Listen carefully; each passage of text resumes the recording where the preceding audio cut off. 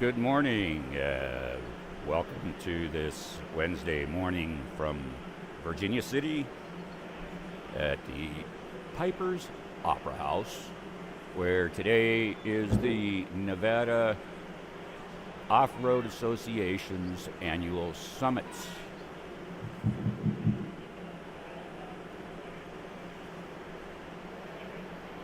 And we're just preparing to get underway here.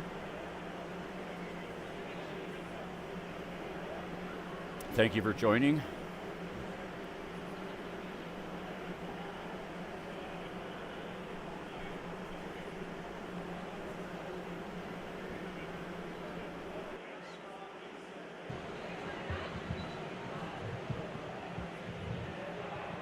All right, everybody, if we could start finding some seats, we're going to get going here shortly.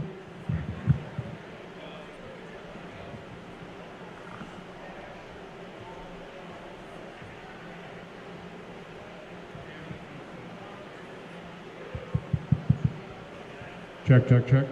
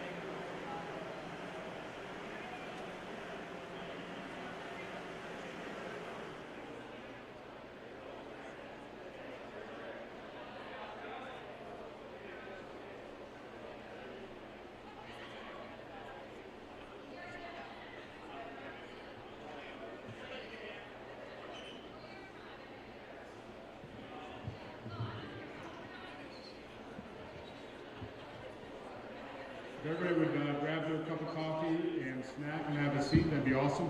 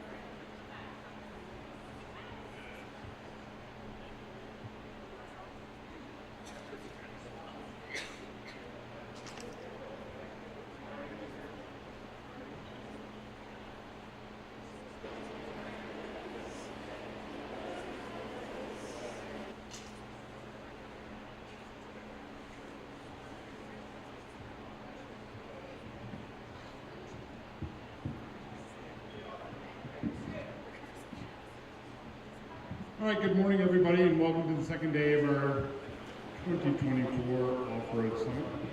For those of you who I have not met, my name is Matthew Gilmer. I'm the Director of Nevada's Off-Road Association, joined today by our Associate Director, Alexis Nelson. Alexis? She's probably out of the Board of Directors, Laura Butcher, Jeff Lauder, Jeff over there. And thanks for coming out.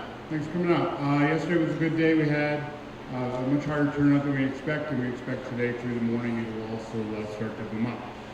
A couple of housekeeping things. We went through this yesterday. I want to do it again today. You do have fire exits on either side of the building or either side of the room, and you can also exit directly out the staircase in the front the way you came in should there be necessary to evacuate the building. We are in an antique building. If you're going to smoke or anything along those lines, please do some outside and away from anything flammable. Virginia City does not have a good history with fire. So let's not help that. But more importantly, today we have our opening remarks by Senate Minority Leader Dr. Robin Titus. Dr. Titus is a resident of Wellington. Am I remember that correctly? There you go. And she has been a very good partner to the motorized off-road community, to the sportsmen, just all around everything. When we run into a problem that we can't get our brain around, Senator Titus is our go-to for advice. And sometimes, she has to make some phone calls on our behalf, and we're just really glad to have her on our team.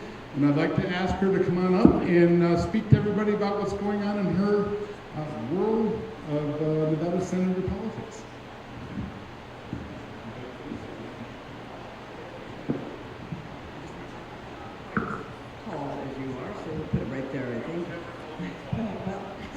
So thank you all for being here, and thank you for the invitation for me to be here. So first, a little bit about myself. I'm Robin Titus, as you mentioned. I'm a family practice doctor. Family's been in Nevada since the 1870s. Great-grandfather came here as a miner and worked in a little mining venture called Pine Grove, which sits between Mesa Valley and Smith Valley. I started over in Aurora and moved in over to Pine Grove. So I represent 6 rural Nevada counties in my Senate district. So I represent from all of Douglas County, all of Lyon County, all of Churchill County, all of Mineral County, all of Esmeralda County, and my county specifically, Tonopah. As you can imagine, there's a pretty significant difference in demographics in those 6 counties. So I represent from the casino corridor at South Lake Tahoe all the way down to the lithium mine at Silver Peak, where I was just there last Monday. And so there's a lot of different push-pulls in my district on what people want, whether it's keeping Tahoe blue or being able to, as you folks are, access our beautiful rural Nevada. And one of the reasons I ran for office was for that history of Nevada, having that access. I'm an avid sportsman, as was mentioned. I've got a deer tag for the valley that came up here. I had a bull elk tag last year out of White Cup from the northeast corner of the state. Just yesterday, I was up Sand Canyon up to what's called the Cowboy Mine.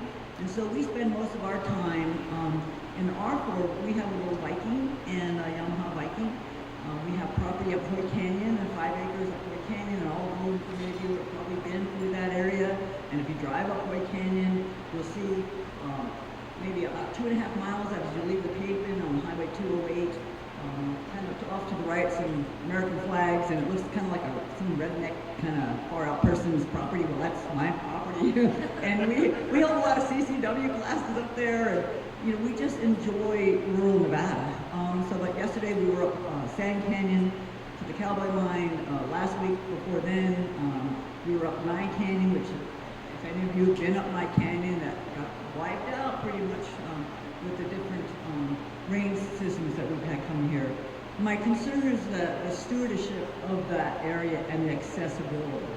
So one of the things that I work really hard, and Matt and Laura have reached out to me on various occasions, just issues where you have all your permits, you're going to hold an organized event, and suddenly they say, no, you can't do that.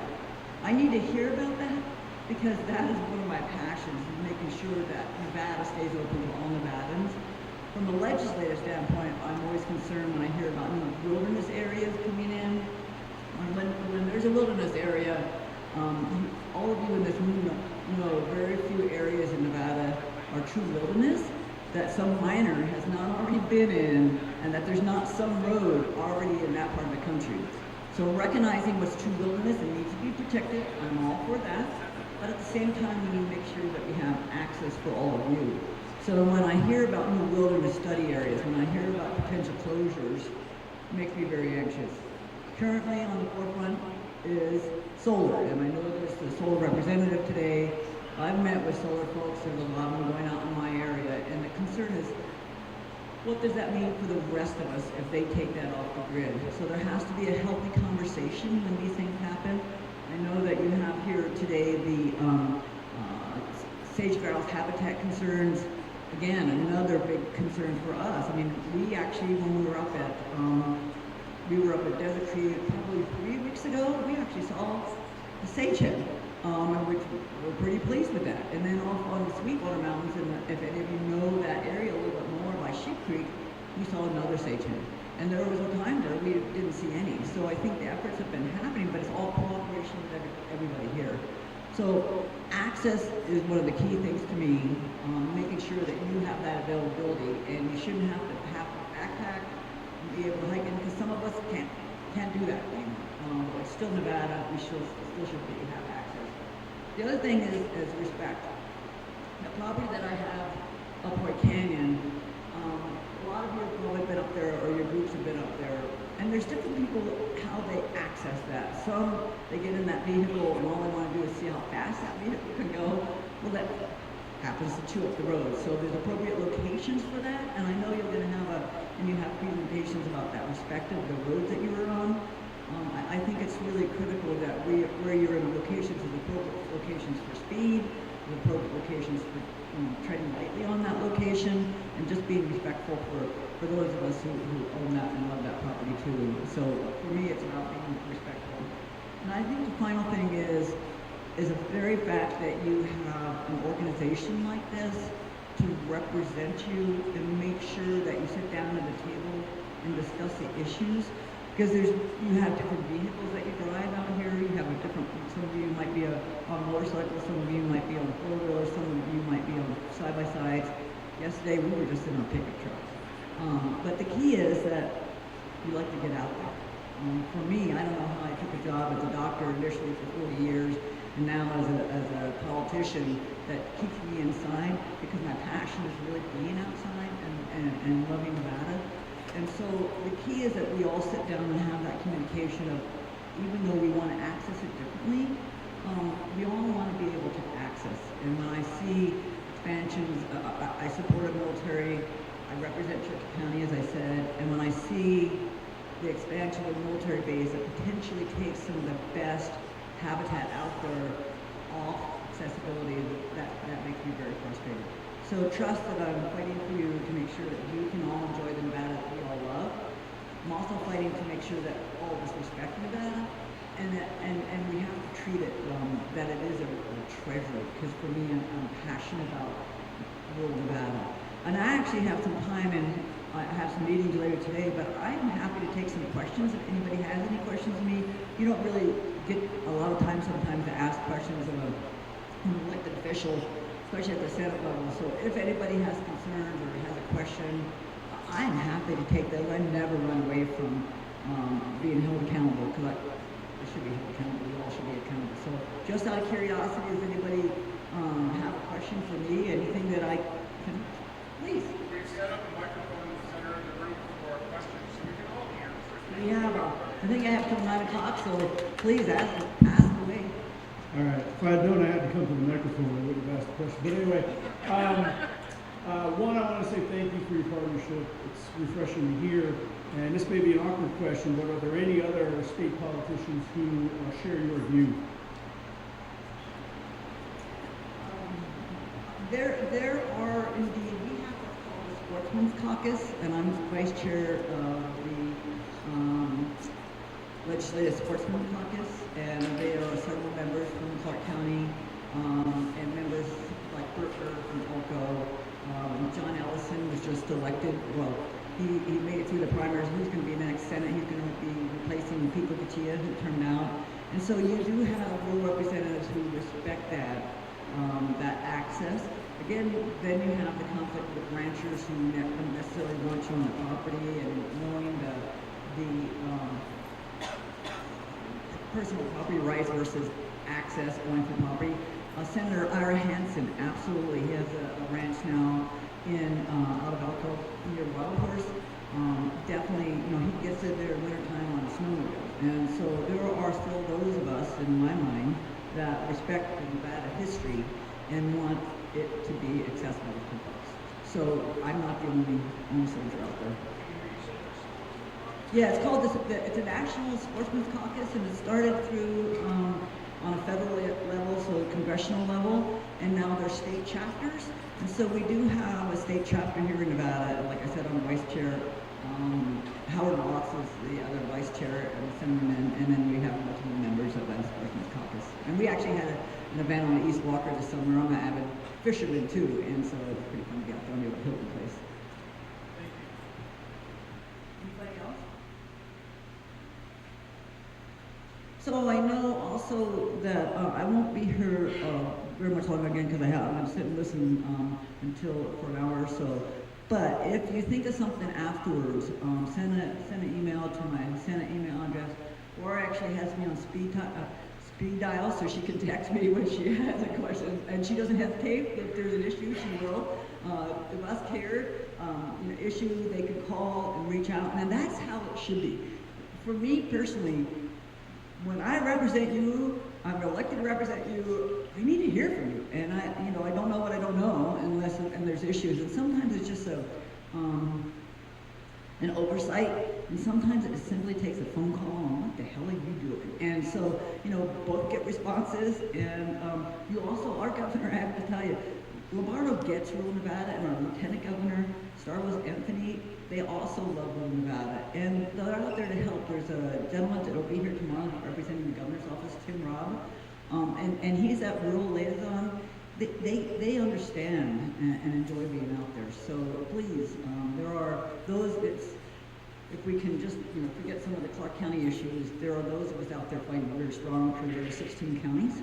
And so we try to do that. See, I got more questions now. Good morning, Senator Titus. Thank you for being here. Tomorrow I get to be on a panel, and there's some tough questions, so I thought, why not ask you some of these questions and get my homework out of the way, right?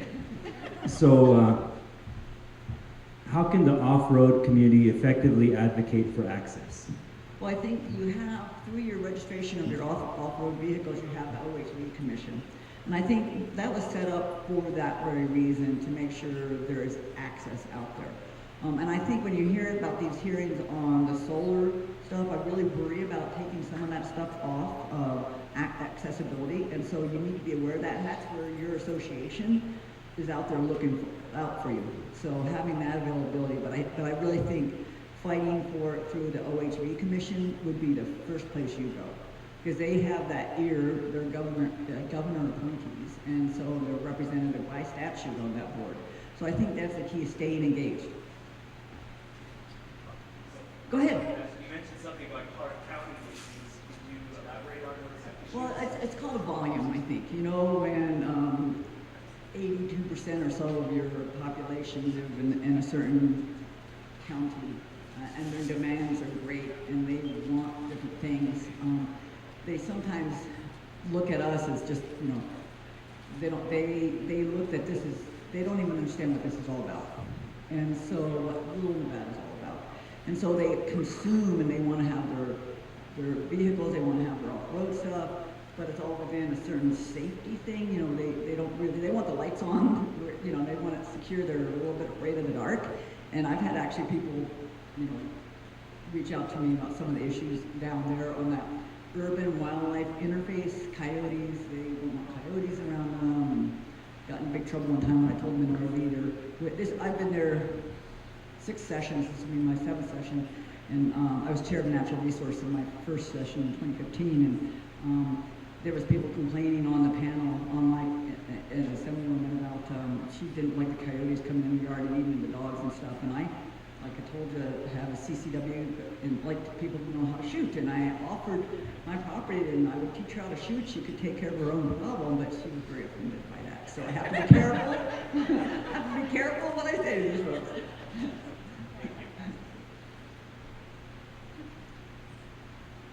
Good morning, and thank you so much for your beautiful message to this community. We really appreciate your support.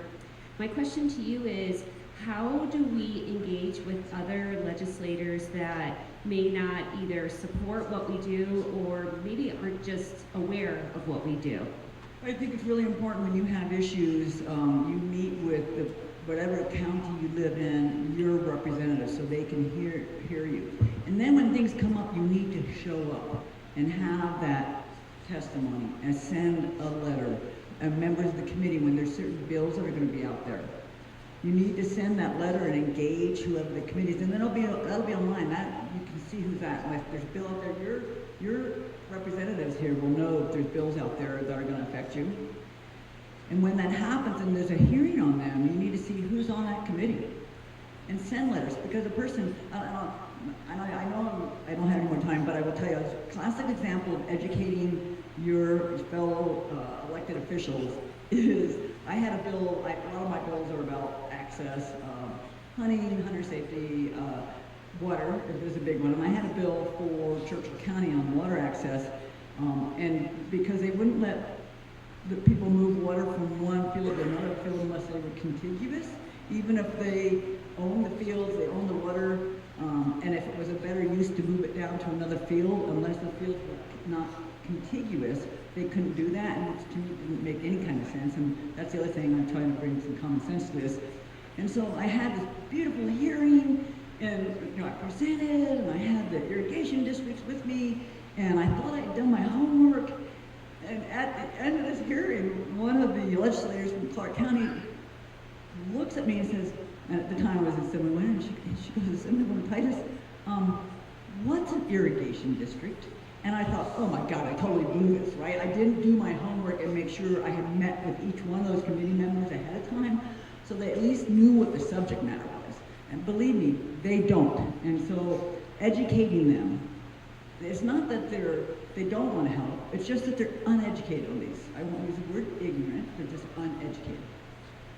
So, reaching out, finding who's going to be on that committee, find who those members are, set up appointments to go see them. Now, some legislators won't meet with you if you don't live in their district, but most will. And if they're not meeting with you, you need to let me know.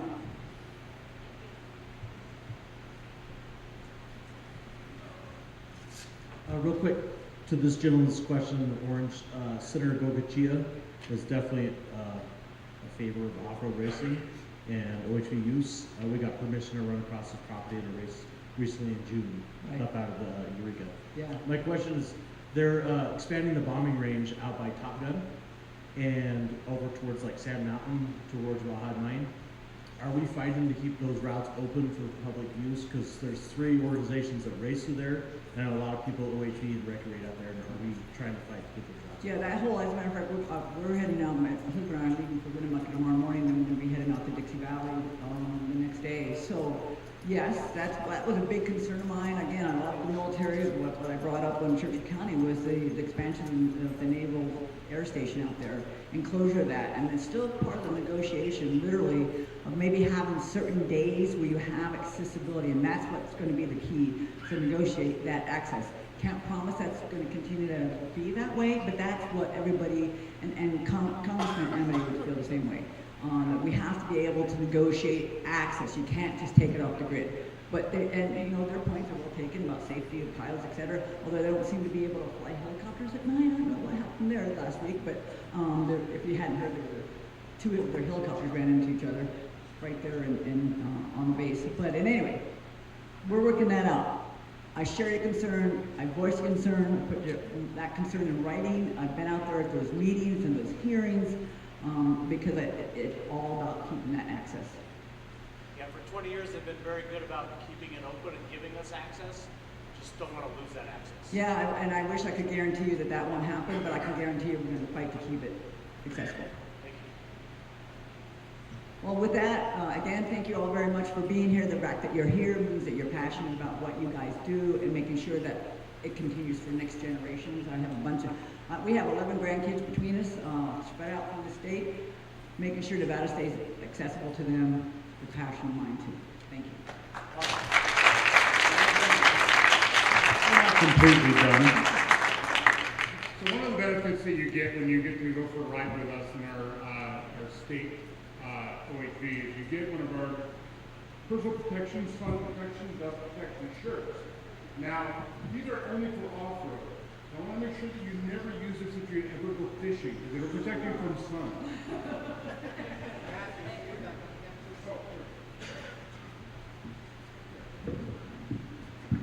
Somebody's done this before.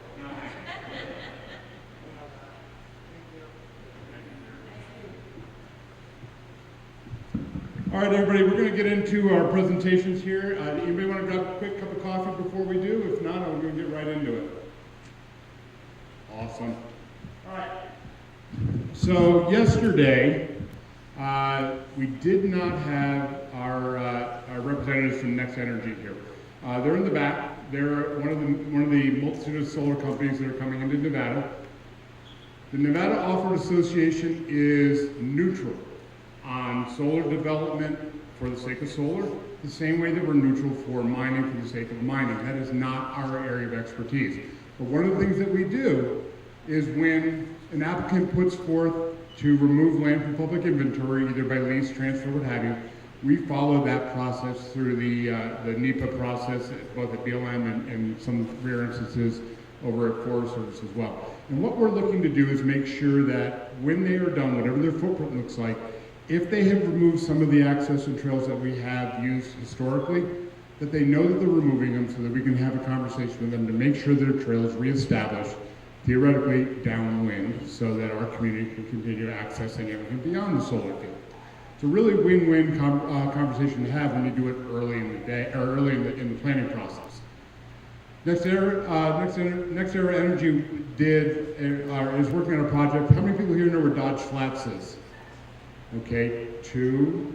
Boy, you gotta get you guys out in the desert.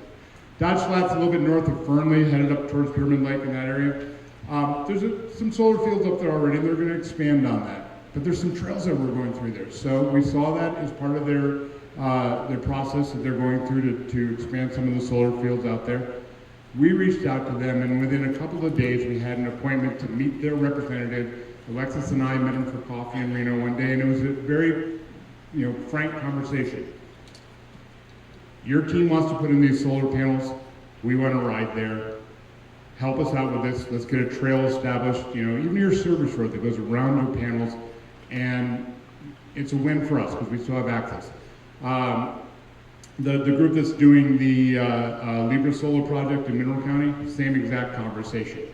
We tend to couch it like this, though, because we're not completely innocent. If you don't build us a trail downwind, we're going to build one upwind. And you're going to be there with a squeegee every afternoon cleaning the dust off your panels. And when they realize it literally is a matter of leaning left or leaning right, when you're squinting at a project, it becomes a very easy solution for access, whether you're hunting, off-roading in a Jeep vehicle, whatever it is, you still have access to everything around it. In a perfect world, we wouldn't be, sucking up all this land. We have no control over this. What we're trying to do is just have a measured presence with all these companies as we move forward so that we can all continue to do what we're doing. So when you have an opportunity to talk to Next Era Energy in the back, Stuart's a really good guy. They're not the enemy. They are coming in and doing the same thing that miners did that built this town right here. Our goal is to make sure that when the mine goes bust, so to speak, that the local communities are not the ones that are let suffer. So from our standpoint, that hasn't happened yet, but we keep an eye on it for everybody here. And I'm going to talk about this a little bit tomorrow. 460, that's the number I want everybody to keep in mind.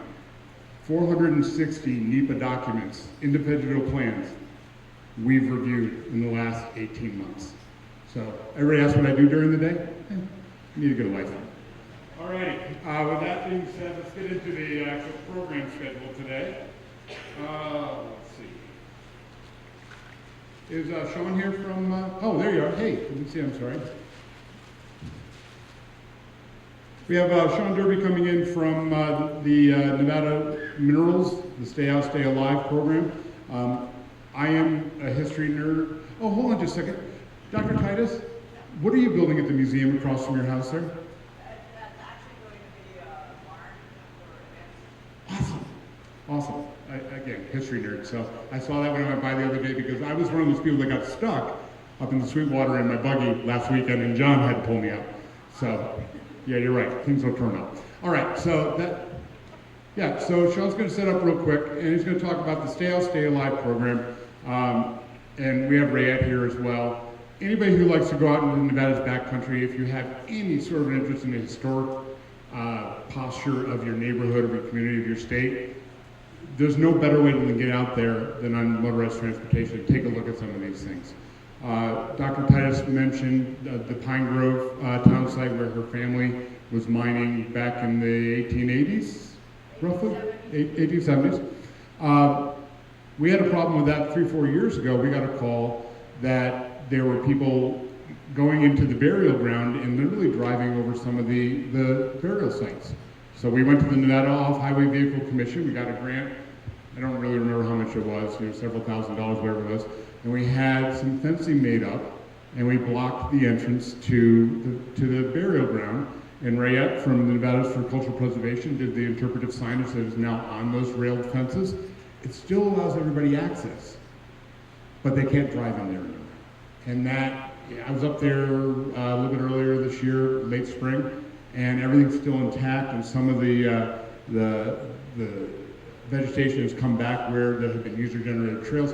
It's rare that you get to do a project like that and see a result that is that concrete in such a short time. So that was perhaps one of our bigger successes at the local level. So with that, I'm going to go ahead and just give these guys a hand doing this. If everybody wants to grab a cup of coffee, give us 2 or 3 minutes. We'll get everything up and running, and we'll go from there.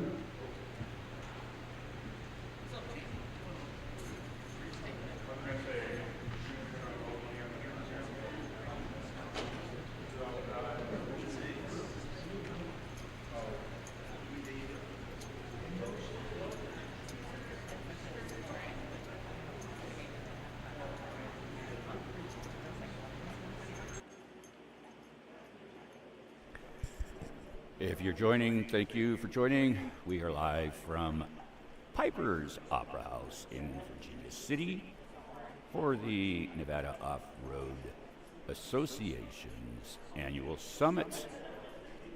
We are setting up for Stay Out, Stay Alive presentation.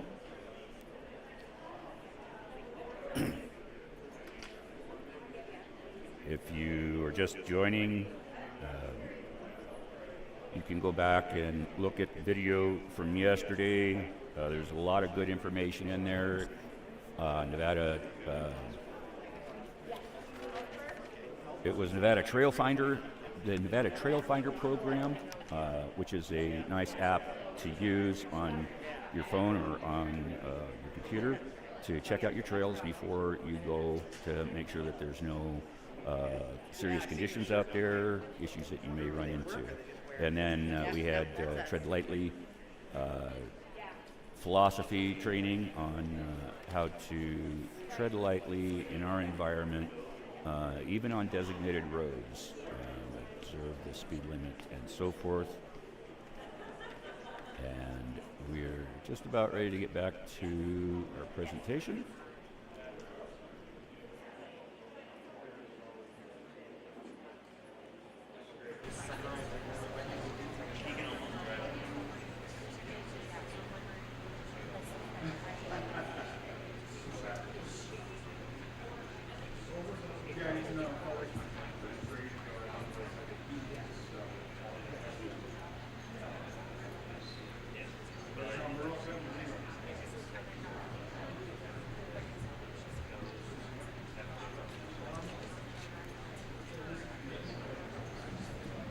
Okay, I guess I'll just get going. I'm Sean Derby. I'm the Abandoned Mine Lands Chief for the state of Nevada.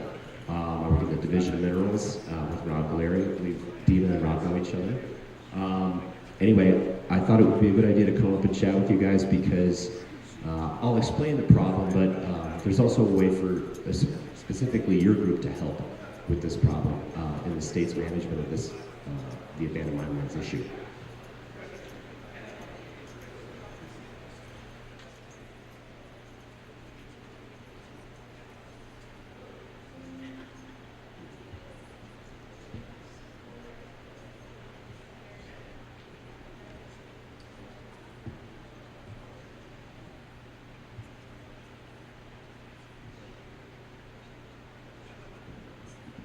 Okay, so the Division of Minerals is a division at the state. It's a division without a department. We were spun off of the Department of Industry in the late 80s, specifically to help handle this problem. So the state has, as you all know, a long cultural history of mining.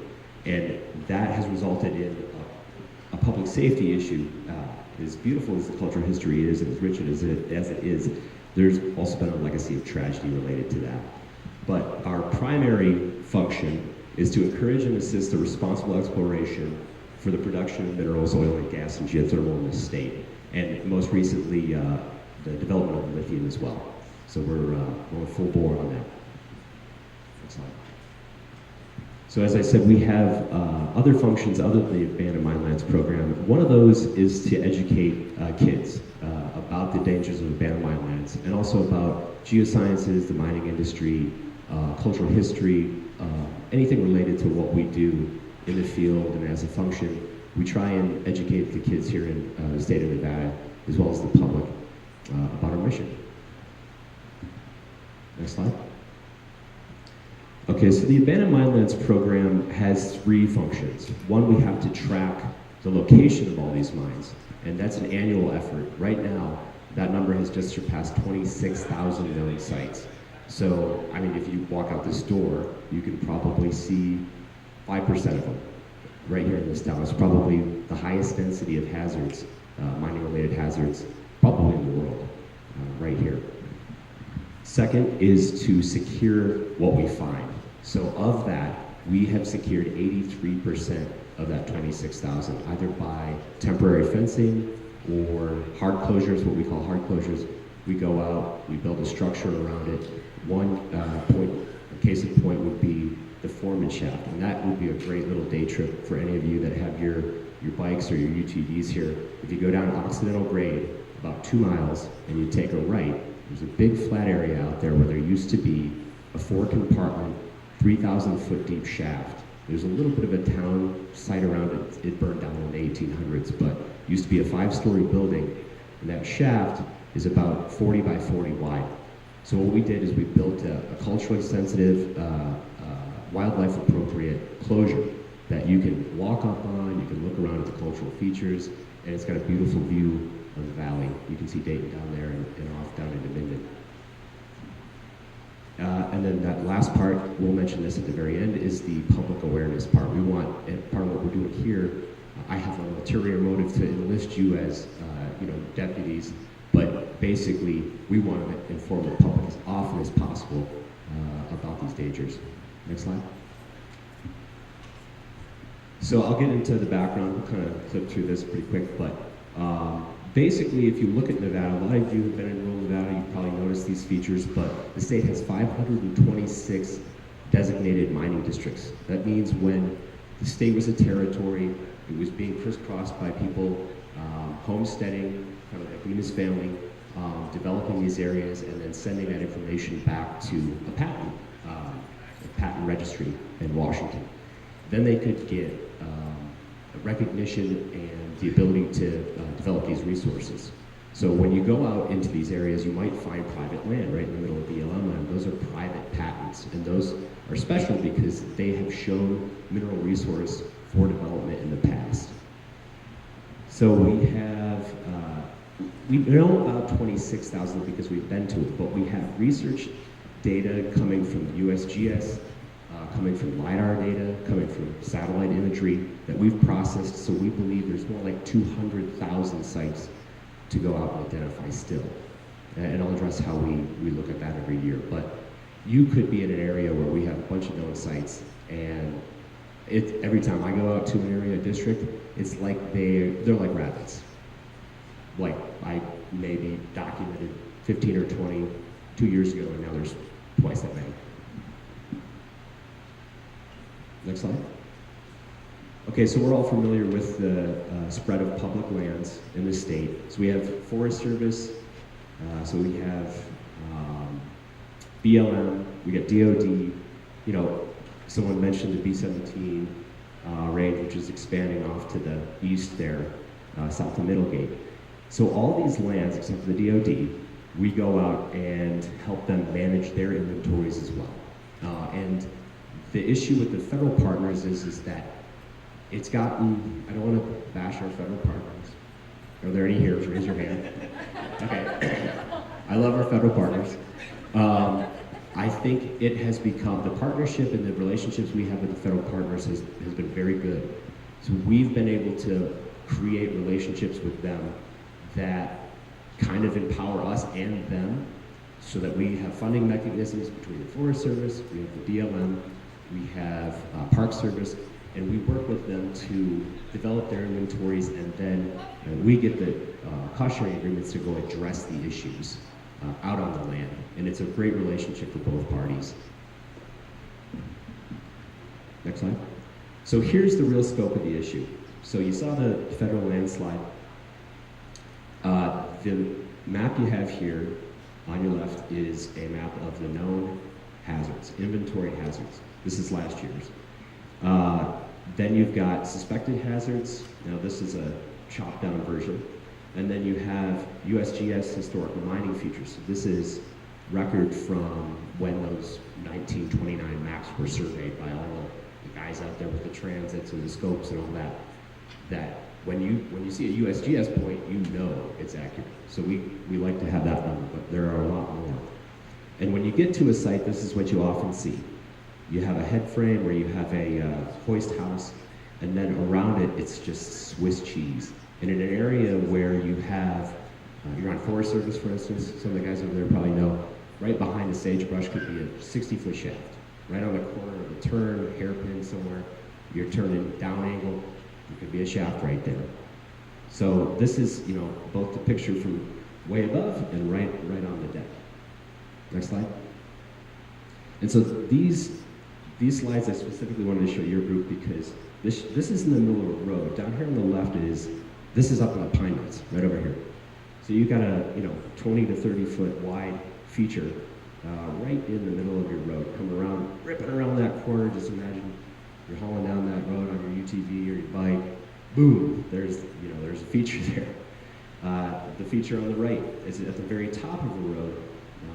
I'm guessing they put that turn in because of the feature. And then other things like this. We have Mason Valley up here. Some of these features are right where a road ends. So these are things I want you guys to be aware of specifically, to talk to your friends about when you're out riding. Keep an eye on where you are. I'd always suggest getting an aerial map of where you're going to be riding. If it's a new area or it's not a well-established trail, get that aerial map, just look at it. These features are pretty easy to see from the air, especially ones that could consume your vehicle or your UTV or your truck. We've had a couple incidents where people have lost to Tacoma down these. So, good things to be aware of. Next slide. So, I'll just dig into what we do when we find them. First we notify the landowner. So if we have a situation where there's a private piece of land and there's no fence around it, we take the opportunity to tell the landowner, hey, you have this hazardous mine on your land. We don't have much teeth in terms of telling patent holders that they have to secure it, but we send a letter. Then we have claimants. We have people that are out establishing a mineral claim. They want to develop that public land and try and maybe explore on it. We want to help them do that, but public safety comes first. So we notify them that they have a dangerous feature on the ground, and that give them guidance on how to go forward with securing it. After in a special situation, we can set up our permanent closure. We can do a backfill to basically restore it to what it was, but we also want to keep in, someone mentioned NEPA before, we are under NEPA as well, especially when we're on public land. So we want to protect cultural, we want to protect wildlife, we want to protect the scenery. So we only do backfills when there's no chance that habitat can use the hazard, and that we're not disturbing the cultural feature. And we'll jump into this a little bit more. Next slide. So these are some examples. This is a culvert. It's kind of respecting the cultural background here, the diggings. We have a back gate there on the right, and then on the bottom here we have one of our brave interns that we get from UNR every summer. They triple our workforce, and we get these kids out. They're in the geoscience or geoscience adjacent programs. And they get out, they learn how to read a map, and it's really hard work, and I think they all kind of learn from it after the end of the summer. About half of them return next year. Next slide. And then this is just a kind of boring breakdown of what you've got per county. So, you know, Carson, they get an A. We go down the list there. You can see some of the counties. This makes sense in terms of cultural history and the size of some of these counties. And you know, you keep going back to places like Tonopah, Murrayfield. That place, you know, we do our best. But every time I go back there, we find more stuff. And so it's a, well, at least it's a job security type situation where I know if we run out of stuff up here, I can get out. Next slide. And so this is getting into more of what we do with hard closures. I was describing the NEPA process. We establish how we want to make these closures based on the guidance we get from NEPA. So as I said before, we got a wildlife sensitive closure there and a cupola. We got a bat gate there so that the animals can fly in and out of the roost still. And then we have a couple of features down there where there was no wildlife or cultural features, so we take a polyurethane puff, fill up an airbag underneath it, drop the puff, there's a little bit of a chemical mixing, and that just expands. It's kind of like the foam insulation in your home, a little bit more robust. Cover that over with dirt, seed it, and then it kind of fits in with the landscape. It's no longer kind of an eyesore. Next slide. So here's our interns. I won't dwell on them too much, but that's a good program. I think you and our UNLV students get a lot out of that. Next slide. We do work with Eagle Scouts. That work began in 1992. It's primarily in Clark County. But the Eagle Scouts, it's a good project for them to take on, and they usually do a great job. So, next slide. I mentioned public awareness as one of our mission statements. So I think we'll visit our most recent public awareness campaign at the end of the presentation. But basically, we for years come up with these videos to show in classrooms, and I even today talked to, I'm like 40 years old, talked to some friends of mine that grew up in Dayton. They remember the video from when they were in 4th grade, you know, and so we keep up that effort. But when you look at our list, we track tragedies over the years, and thank God it's been our 13th year without a fatality. But we noted that it's usually men. They're usually between 18 and 24 years old. And so we came up with an idea on how we can reach these people. And I'll show you what it looks like at the end. But basically, we felt like the videos that we were making, the state messages, the PSAs really weren't clicking. So we came up with this, what I think is kind of revolutionary. Next slide, and we can click to that next one. And this is just for everyone else's knowledge. We'll just talk about what the dangers can be. Maybe you can share this information with other riders and people who are part of this association. Next slide. So the main thing that really scares me, because I have to do surveys on all these, is bad air. I carry an air monitor with me at all times when I'm going into these features to tell me what the level of oxygen is. We had 2 surveyors out in Lander just a couple of weeks ago that also had their air monitors on. They were doing bat surveys trying to check for habitat, and they found 8% oxygen in one of these features. And it shared airflow with another one way downstream, and that had 10% oxygen in it. So, and this is right when he was walking into the feature. So even when you're out there, you're pulling off, getting out of the side-by-side, having a beer or whatever, you walk in 5 feet, you could encounter this low oxygen situation. You pass out within a couple minutes. There was an incident right here in DC, I think about 10 years ago.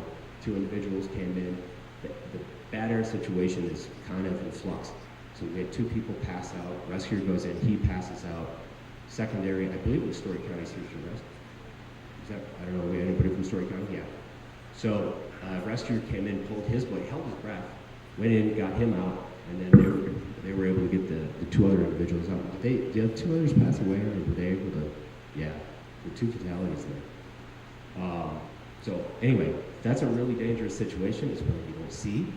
You know, you go in and you're like, okay, there's a rattlesnake sitting there, can bite me in the neck. Well, that bad air doesn't, you can't see it, you can't smell it. So really warn you about that. Next slide.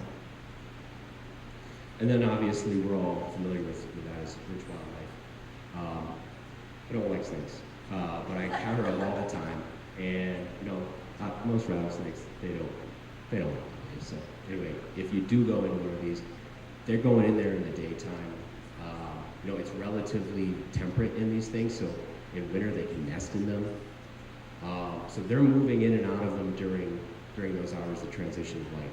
So just really keep that in mind. I've encountered them many times at the mountains of an attic or near a shed.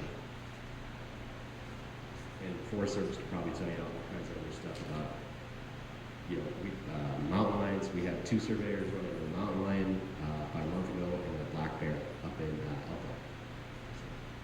There's also next slide. Explosives. This is a little bit more rare, but you may not know this too. You know, they don't look like a classic stick of dynamite. They just look like a stick with cardboard wrapped around it. And this stuff is like 1880s, 1890s. It might be buried a little bit. It might be some dust over it. It's not, you know, the Wile E. Coyote type situation. You could walk on this stuff just walking into the feature. And then we had an incident in north of Winnemucca in Paradise Valley. These 3 kids, they were out with their folks riding around, and they got off trail a little bit and went up into a feature and found 3 sticks of dynamite in an attic. And they were smart about it. They came back, reported to Winnemucca. Winnemucca reported to us. Elko Bomb Squad came out, and they blew it up before we could get there. So, which is good. Right? We're supposed to document these things. So, any law enforcement in here, if you do find, please give me a call. Just because we have a file on it, we're supposed to document it. Yeah, I understand. I wanted to blow it up. We had a call with it was BLM, and he found 3-4 sticks of dynamite up in an attic. Navy got wind of it, and they dropped a 500-pound bomb on it. And I think it was somewhere within their jurisdiction, but hey man, I wanted to see that, you know. Next slide. All right, and the other one I think that pertains to the group too here is the blind falls, the undercut features. These things, when they were dug, there was no engineering in mind at all. They were only after high-grade gold. They didn't think about engineering of any kind. They were just going in and trying to get rich. So there's a lot of these features where you might be on a road. If you do see one, it's worth it to at least kind of eyeball it, if not just to take a photo for me. But just to understand what the geometry of it is. If it does undercut the road, how serious that is, to add to a description that, you know, as again, I'd like to list all of you as deputies, but that's up to you. Next slide. Okay, and I'm just going to briefly go over this one. This is these guys out of Sonora Pass, Marines, back, I think 2002. They were on leave. They go down to Tonopah. They find a mine shaft. They're down there with one of those VHF handheld camcorders. And they're like, we're tough, we're rough, we're going to go down on this thing. And they went down into one of the biggest complexes in the area. I mean, this thing's 6-7 miles of tunnel. They were using the flashlight on the camcorder. And they're down there. We did a video of this whole thing from them. They're down there. They're in there for hours. They get lost. And then they cross what we call a false floor, and it breaks. And one guy plummets 50 feet down below where the other guys are, down in another drift. They had to muster a hasty team out of Vegas. It took them 9 hours to get up there, to get down there, and to get him up out. And these guys are, you know, they've gone through their basic training, they've done all their stuff. I mean, they're the, you know, toughest dudes. And, you know, even they had an issue. So a number of things come into play there. You go out with a group, you feel a little overconfident. You're relying on, you know, what you think your abilities are.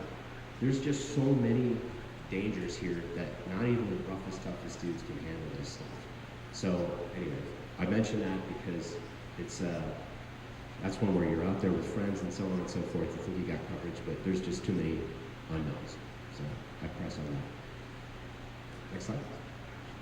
Anyway, we'll just click through these. I don't want to belabor the point about the tragedies we've had, but they do happen, and let's knock on wood that we just go 14th, 15th year here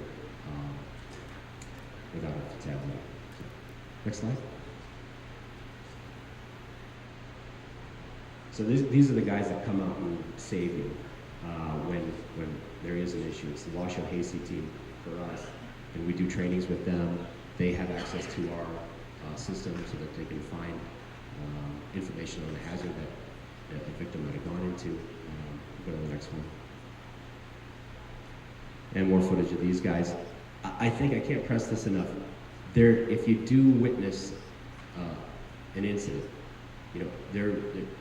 you always want to rely on the experts for this. We had an incident out in Battle Mountain where an individual, a driller who was on leave, went down a feature. He got stuck. He fell head first, hit a platform, fell down to another platform, and got wedged in between some collapsed rock.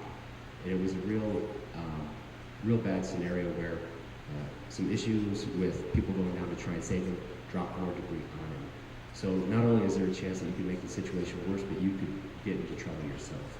So again, inform emergency services the minute that if you do unfortunately witness one of these events, you inform, you call 911 right away. All right, and I'm going to give, I have some cards back here, anybody that wants to take one. But basically, this form is what we would want to collect. But nowadays, most of your phones will give a geotag photo.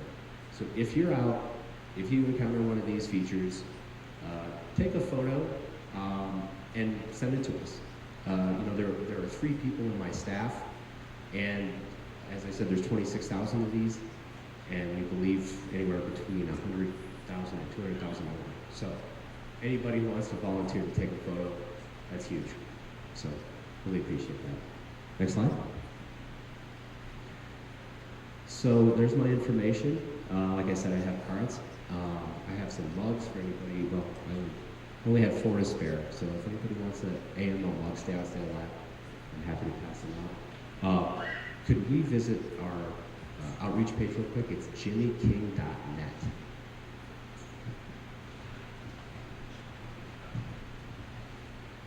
It makes sense.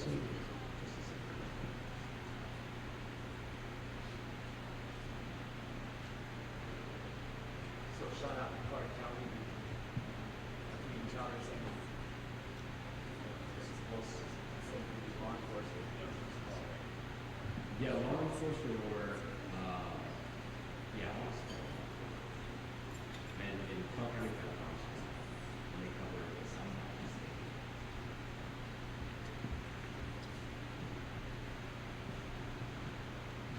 So while they're figuring that out, I wanted to bring something up really quick. Sure.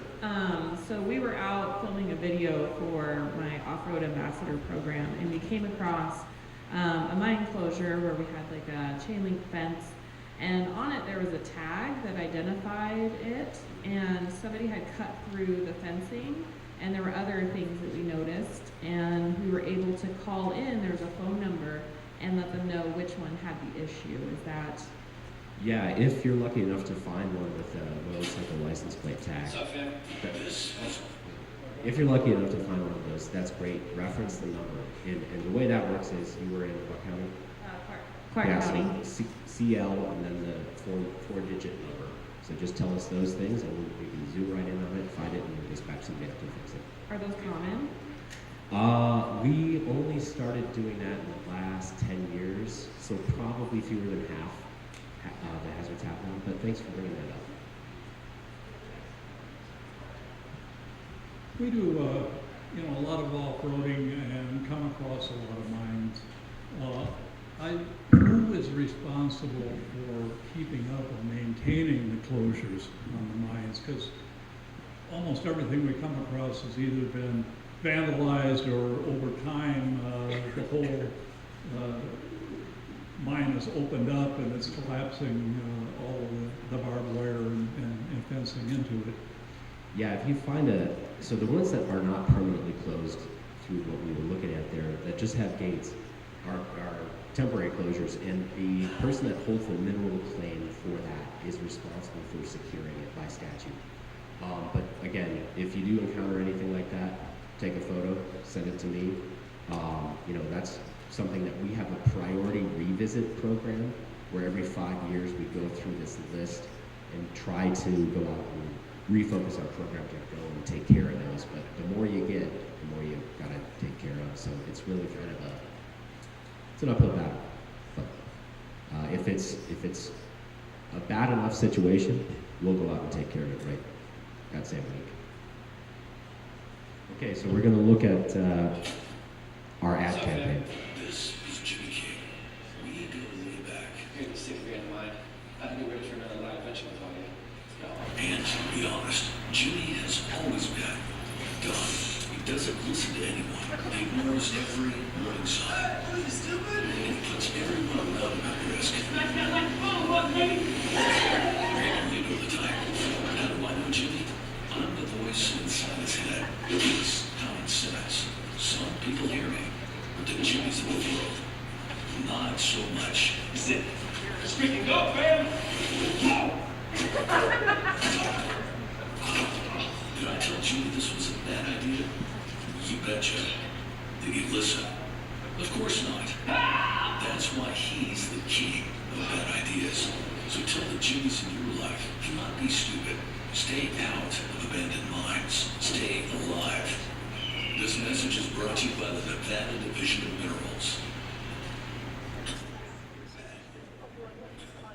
So if you do see this online, we do a digital marketing campaign every year, once a year, and we try to get this out there in a way that, especially on YouTube, we tried to make it look like another YouTuber's kind of, so it's kind of a sleeper, and when they click on it, then they're like, oh, okay, I'm not looking at some guy going down there.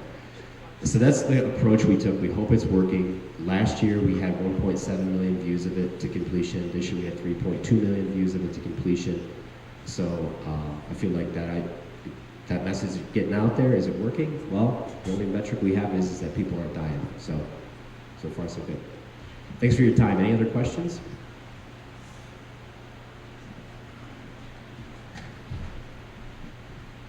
Yeah, just a couple. You mentioned that you saw a bear in Elko. Is that correct? So one of our wildlife so we do NEPA as well. So we got the cultural side, we got the wildlife side. So one of our wildlife surveyors checking for bats went up to the feature and saw a pair of eyes, and it was a female bear, presumably using it for a den. Okay, yeah, great. And then one thing I'd like to add on your picture where you show the dynamite. Yes. Could you add a picture of blasting caps? No, and I'm glad you brought that up. I think we need to add that. But blasting caps are almost as dangerous, and they're very often part of these maybe newer features. But you got red and yellow, maybe a cap with a short wire on it with a metal end.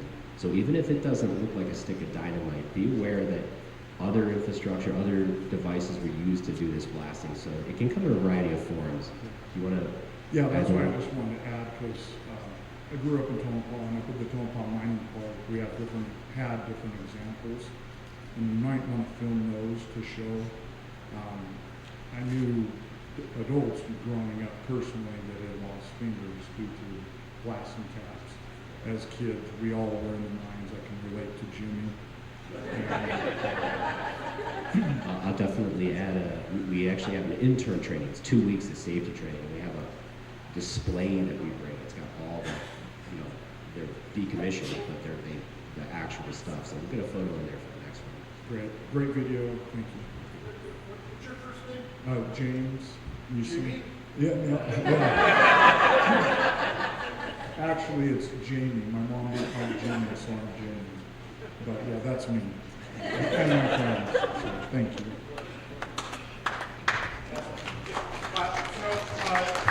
This is actually one of my favorite presentations, and I'm really, really glad they were able to come back. Again, I mentioned the history nerd and me, what have you. We were working a legacy race in 2023, I think, outside of Goldfield. And it's an area where a lot of tourists will just leave the road because it's nice and bladed and everything else. And we came across it, I guess it's the spoils pile or whatever, I call it yellow dirt, piles of yellow dirt. And there was an entrance, an entrance going in, and then on top of it, you could see where it had started to collapse. I called these guys, I'm like, this is not probably like death-defying, but I'm not getting close to what you're looking at. Plus, you know, some Jamo off of 95 who's never been near a mine's going to, this is the coolest thing in the world, looks down in there, and if it's already collapsing, these guys need to know about it. And it was really kind of a neat thing to have that contact, and that's what we do to be here today. This is why we're here. I know 80–90% of the people in the room every single time, but you don't know her, she doesn't know him, and this is why we do it. So you actually have that contact so that you can call and say, hey Sean, this is kind of squirrely, what do I do? And they took right the jump out. It's a really kind of nice response, so thank you for that. Yep. There are cards there if anybody needs them. I'm sorry. Yes, sir.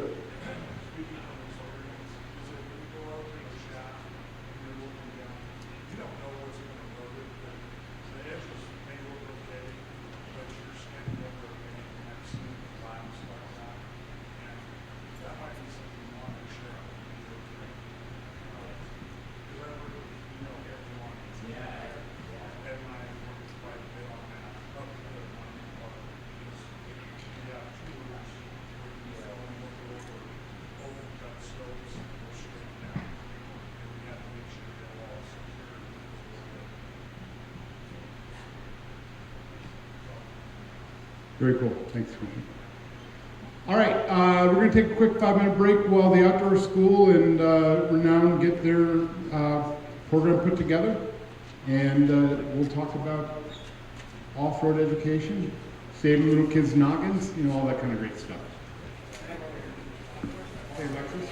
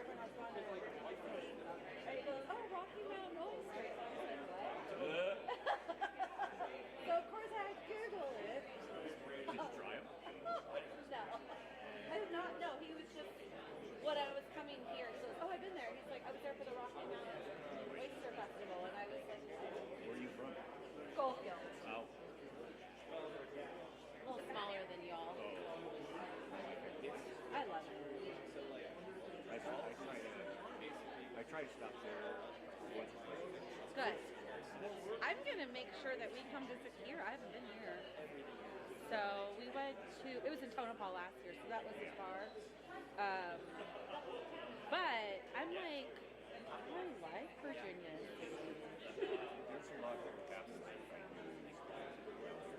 That's, well, that, you know, staying busy is key. when there's so much to see.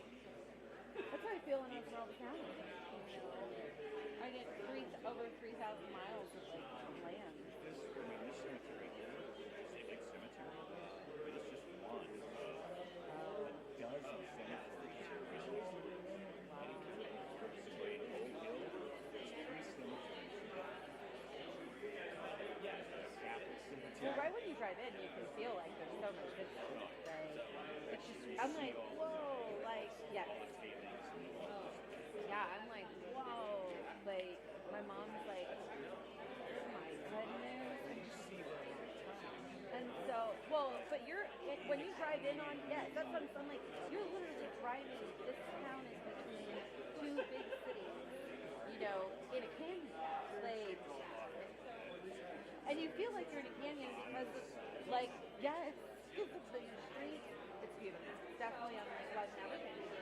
And I'm glad that they did it here to see it. Well, that's what I said. I was like, I think, you know, we can add one of these places to go once a year. I like it here. We take a different, there's at least good lodging, like a lot of lodging. That's the one thing we don't have a lot is lodging. We do have RV parks, you know. And so we do have a lot of those, and we have more eventually coming. Not yet. So it's pretty well built right now. It's got to be getting close. They're waiting for. So there's water on that side of town, but something to do with like fire suppression. That it doesn't. It's not the right amount per gallon per minute or something like that. So they want to cut across the highway, and that involves dealing with, yes. And so they're kind of stuck in this, they're doing everything they need to, building and stuff, but because of having a certain amount in case there's fire of water, then that's what they're working.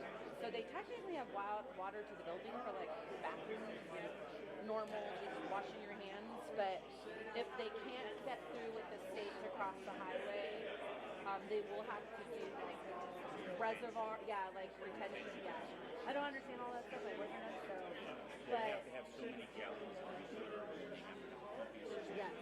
So they were like, it'd be easier to cross the highway and cheaper than to do all that stuff, because that also has to be different kind of maintenance and different kind of certification. So it'll get. We were hoping by like this summer, but maybe next summer. Well, I mean, now that Love's is there, and right out the side, and we know that that's in your county. Yes. So we have a gas station in our county, but we still have one in Goldsboro. Yeah, and I mean, that's, I let everybody know, and I always let people know. And Legacy let everybody know that if you fill up at the Love's, because all that gas is. Yes. And we are just like, the minimum of the big confusion. So just recently we had to take time redoing our budget because they messed up numbers.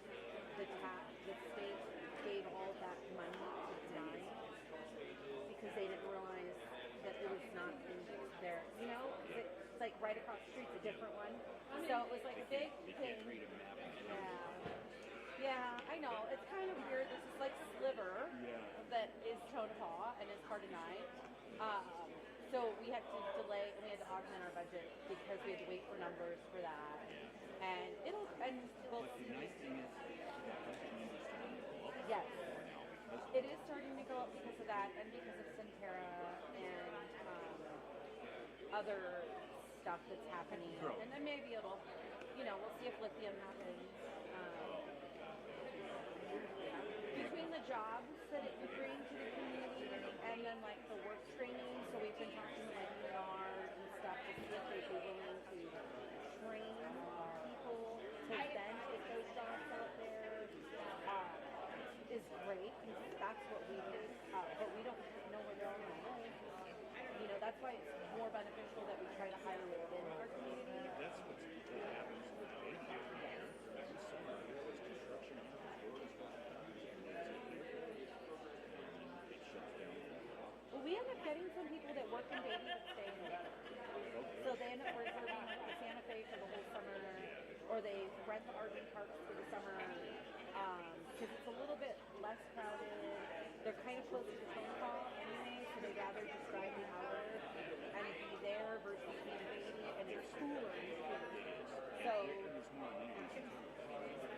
So it's like, yeah, from Beatty you have to go all the way to Cornell, you know, and to go to like a real grocery store and stuff. So at least if you're in Goldfield, you'll go north, and a lot of them just tell me it's because it's cooler, like, you know, compared to Beatty in the summer. But I love it. I've been out there for 4 years. I'm not going anywhere. I bought a house, so. And I have kids that, you know, but I love it. I really love the history and the people. It's been a very tough couple months since we've lost people. And that was the one thing I realized when I was moving to a more prominently elder community. Yeah, they're, so we've lost people, and that was like,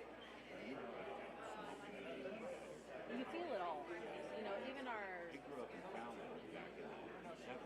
It was small. A lot of these towns are small. And you knew it. And that's the thing, is everyone's like, there's just so much stuff. I'm like, it happens like the Simpsons. They just don't all know each other. Like, we all know each other. And we keep tabs on everyone. And because the one person that passed away is probably one of the biggest volunteers.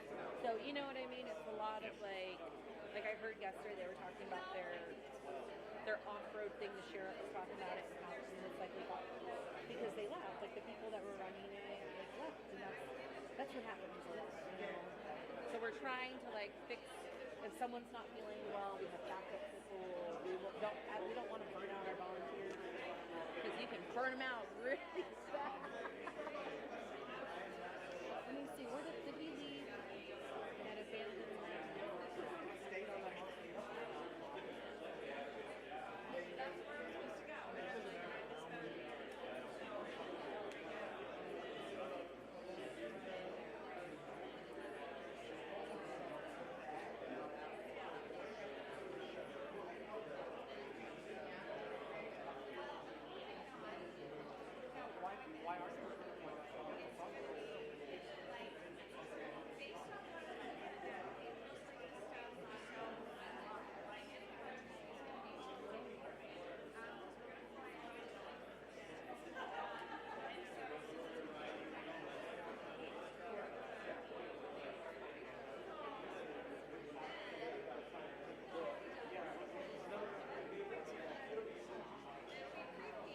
All right, everybody, we could return to your seats.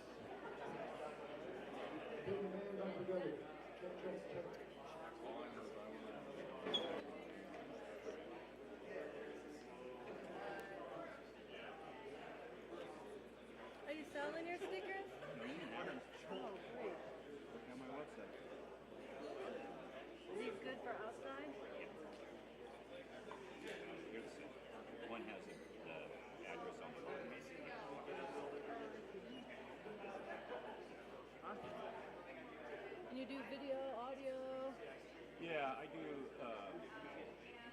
My website is I do historical Western adventures, mining areas and stuff like that, and all my stories on it. And then the other part of that is I do off-road racing. All right, everybody. Live stream from the race course. Oh, okay. We're going to get into our next presentation, which is a combination with the Nevada Outdoor School and Renowned Pediatric Hospital. We're going to talk a little bit about the education programs that we've been running for 2-3 years. About 2 years, yeah. It's kind of a cool gig. Well, I'm not even going to tell you about it. I'm going to let them do it. You have Jorge and Melanie, who pretty much everybody knows, and if you don't, you will shortly. So let me turn this over to them. And Awesome, thank you. So hey everybody, my name is Melanie Urquiaga. I'm Executive Director at Nevada Outdoor School, if you've not heard of us yet. But what we're working on most recently with a great partnership here is a youth helmet safety program, putting helmets on kids, saving their noggins, preventing pediatric head traumas is really the bottom line. But we've had a lot of great success over the last 2 years. It's a partnership between Nevada Off-Road Association, Renowned Children's Hospital, Nevada Outdoor School, Tread Lightly. We've brought on University Medical Center down in Las Vegas as well. So it's a group initiative, and we really couldn't make it happen with all these individuals. Axel Off-Road Helmets also has joined our team and giving us a great discount. So I'm going to turn it over to Jorge real quick, and he's going to talk about really the problem, right? And then I'm gonna turn it over to my amazing team, Jesse and Megan, guys that make my job really, really easy and make me look really good. And hopefully hit home a little bit, and then we're gonna have a little bit of fun, I think, in the middle of ours too, and try to get up and get a little bit active. So I'm gonna turn it over to Jorge. Thanks guys for your attention. Awesome. Let me set a timer because I'm known to go over a little bit. Now, this is the cool part. How amazing is this place? I get really cool opportunities from what I do to speak in different places. I'm gonna add this to the list. I'm gonna annoy my wife and tell her, honey, now I'm an opera singer too. She's not gonna believe me, but. Good morning, my name is Jorge or George, whatever rolls off the tongue easiest. I'm a pediatric ICU nurse at Renowned Children's Hospital. I've transitioned into the role of injury prevention about 2 years now. And you'll hear a little bit more about that. Some of you that were at the commissioners meeting yesterday, it'll be a snippet of that. Yesterday I got an opportunity, which I was very grateful to present to the commission. And you'll hear a little bit of the conversations we had. But again, Jorge or George, whatever rolls off the tongue easiest, we're gonna talk about pediatric OHV safety in Nevada. As we all know, or may not, this is an amazing picture. This is a Sand Mountain, I believe 3 years ago over Halloween weekend. We could all kind of think of a location, wherever home is, that'll look similar to this.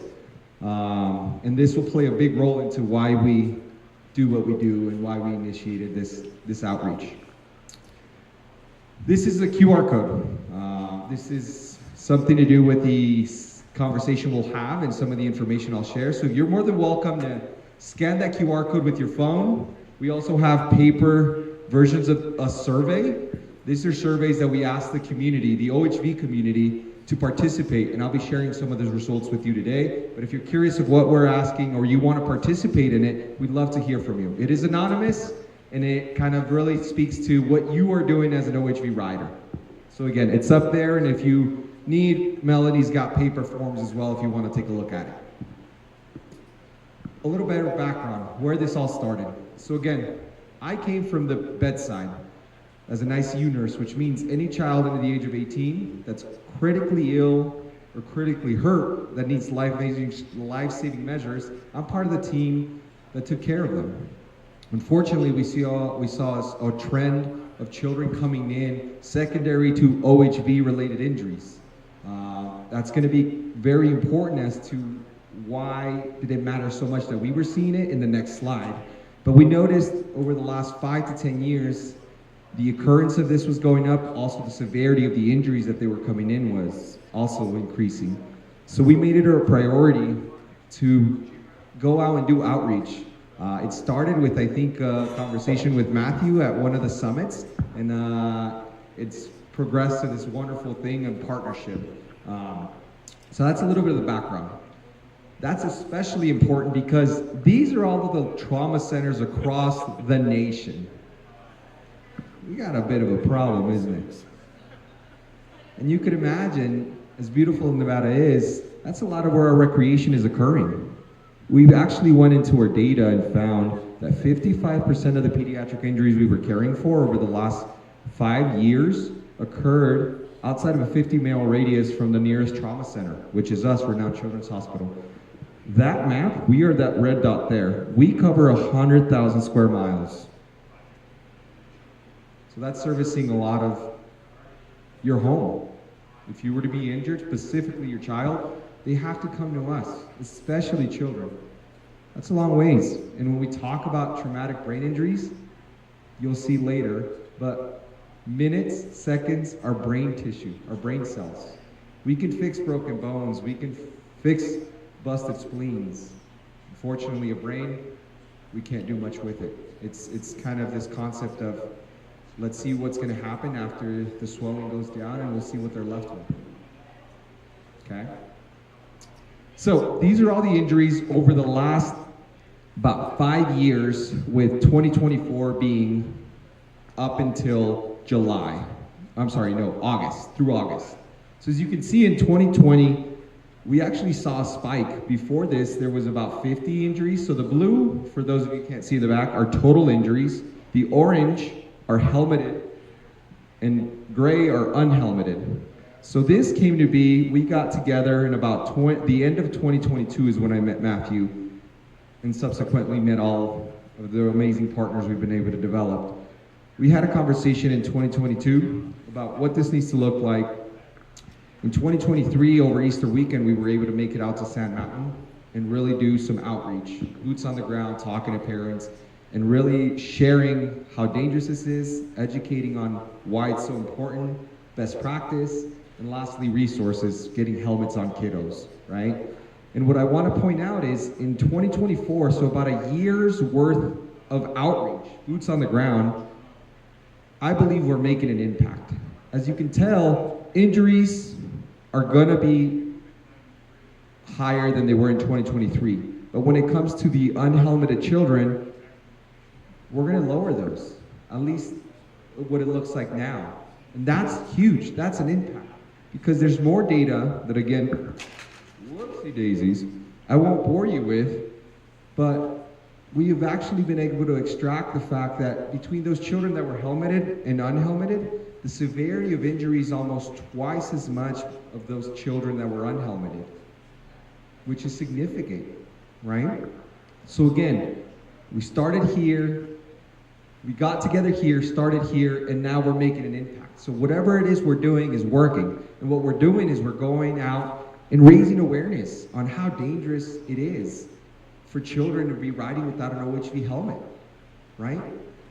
How far you are away from help, because that should matter in what precautions you take, right? That's situational awareness is what I like to preach. And then education, we're educating on what best practices.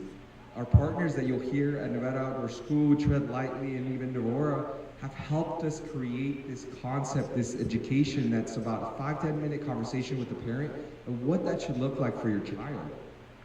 And lastly, the resources, right?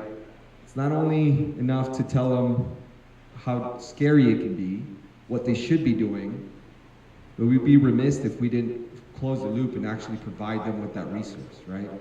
So we're providing them with OHV helmets. So that's one of the initiatives. Another initiative that we're really, really excited about is, as a hospital, we've been going out to local high schools. We've been able to reach almost 1,400 kiddos, and we talk to them about the importance of helmet use.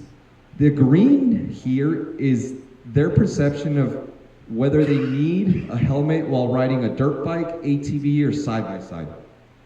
As you can see, 64%, only 64% thought it was important, only 57% of them thought it was important to ride it on an ATV, and then 67% of them thought it was important on a side-by-side. After our presentation, it goes up to 95, 93%, 91%.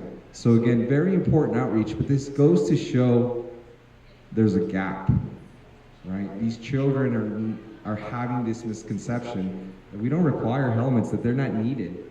But the reality, unfortunately, is otherwise. We've been so successful that we've actually been able to present our programs, both locally and internationally. This is us at a international injury prevention conference speaking about this program that we've been able to develop from nothing. So we are doing amazing work. And again, it's through that collaboration. This collaboration comes to the free OHV youth helmet and education. As you can see, we started with just one conversation. It's grown down to Southern Nevada. We've been able to loop in the UMC folks, Axel, who's an amazing vendor for us that has allowed us to get light helmets on children, Save Kids, Nevada Children's Fund, Tread Lightly, Nevada Outdoor School, the BLM, Arevia Power has also allowed us to sponsor, but this is just to show how much impact and how it started with one conversation in the hallway, which I'm sure you guys have all been or had the pleasure to do with Matthew. It's an easy thing to do, but it's now grown, and I'm excited to share that this will grow even more in 2025, which is amazing. Through that, we've been doing this work, and these are actually outdated numbers because Nevada Outdoor School is continuing to give these helmets out during their trainings, education. So we're over 300 helmets distributed since we started this outreach. We're now over the 1,000 caregivers reached. And this is the interesting part, these surveys, right? We wanted to go out and really find out what the OHV community is doing. How are they recreating and how are they incorporating these safety conversations that we're having, right? So this is anonymous, and all of these survey results are of OHV folks. This is not someone in Reno at a Walmart. No, these are at OHV, rural communities, when we're boots on the ground, dirt on our shoes, with the smoke of those OHVs in our faces, asking OHV folks what they're doing. And I want to share those with you. These are the amazing little pictures of us out in the Sand Mountain. We got feedback that these were great for the younger kids, but for the older kiddos, it might be wise to do a full face helmet. So we listened and we did that. Again, that took a little bit more money, as you can imagine. But again, we're trying to just keep children safe. This is the event over in Southern Nevada. Some of the amazing colleagues that are here went down there. I believe it was quite chilly. It was in end of December. Pretty good wind. But we had an amazing turnout. So the OHV community wants to buy in, right? So the survey results, these are very, very telling. So we wanted to know what they were doing and who were they. So we started with, where are they coming from, right? That's always the interesting concept. We found that out of those 234 survey results, 65% of those were Nevada residents, 34 of them were California residents, and we had the 1% others.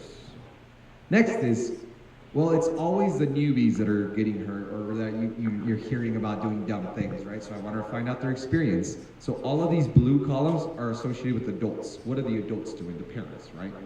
So we found this breakdown of how long have you been riding OHV's experience, right? So these are not newbies that we're really touching or having the conversation. The majority of them have good experience here.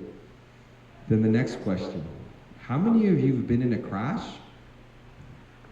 Or not yourself, but you know of somebody that had, right? That's over 50%, and I would argue they were lying a little bit, right? So the 48%, were they honest?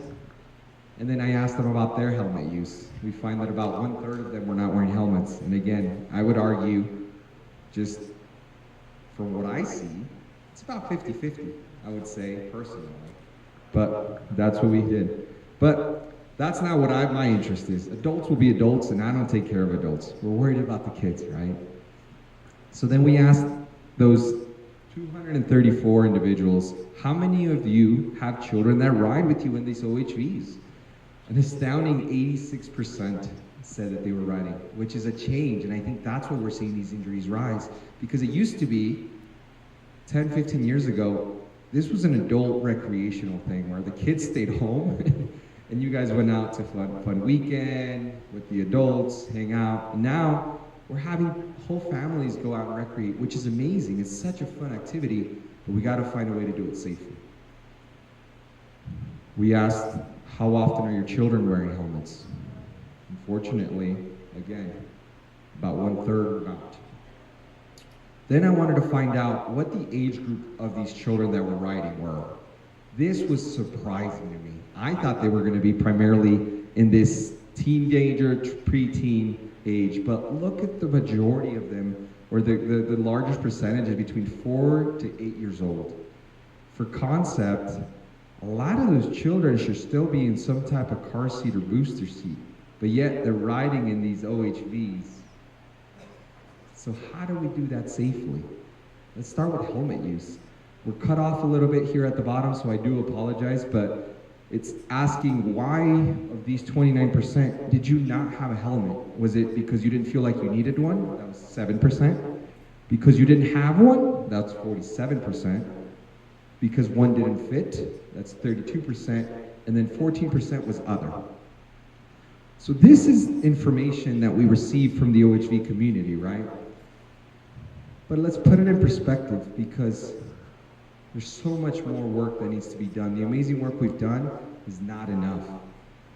Because I'm going to put it in perspective. If we look back at those survey results and put it in a context, those 86 children out of this sample size that I would be able and feel comfortable to say is a good representation of what our OHV community is doing, that equates to 201 children within that sample size that were riding.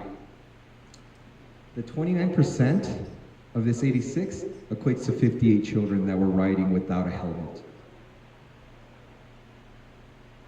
Right? 58 within the survey size. That's their identification of why not. Those 58 children could be your grandkids, they can be your kids. And how do we change that?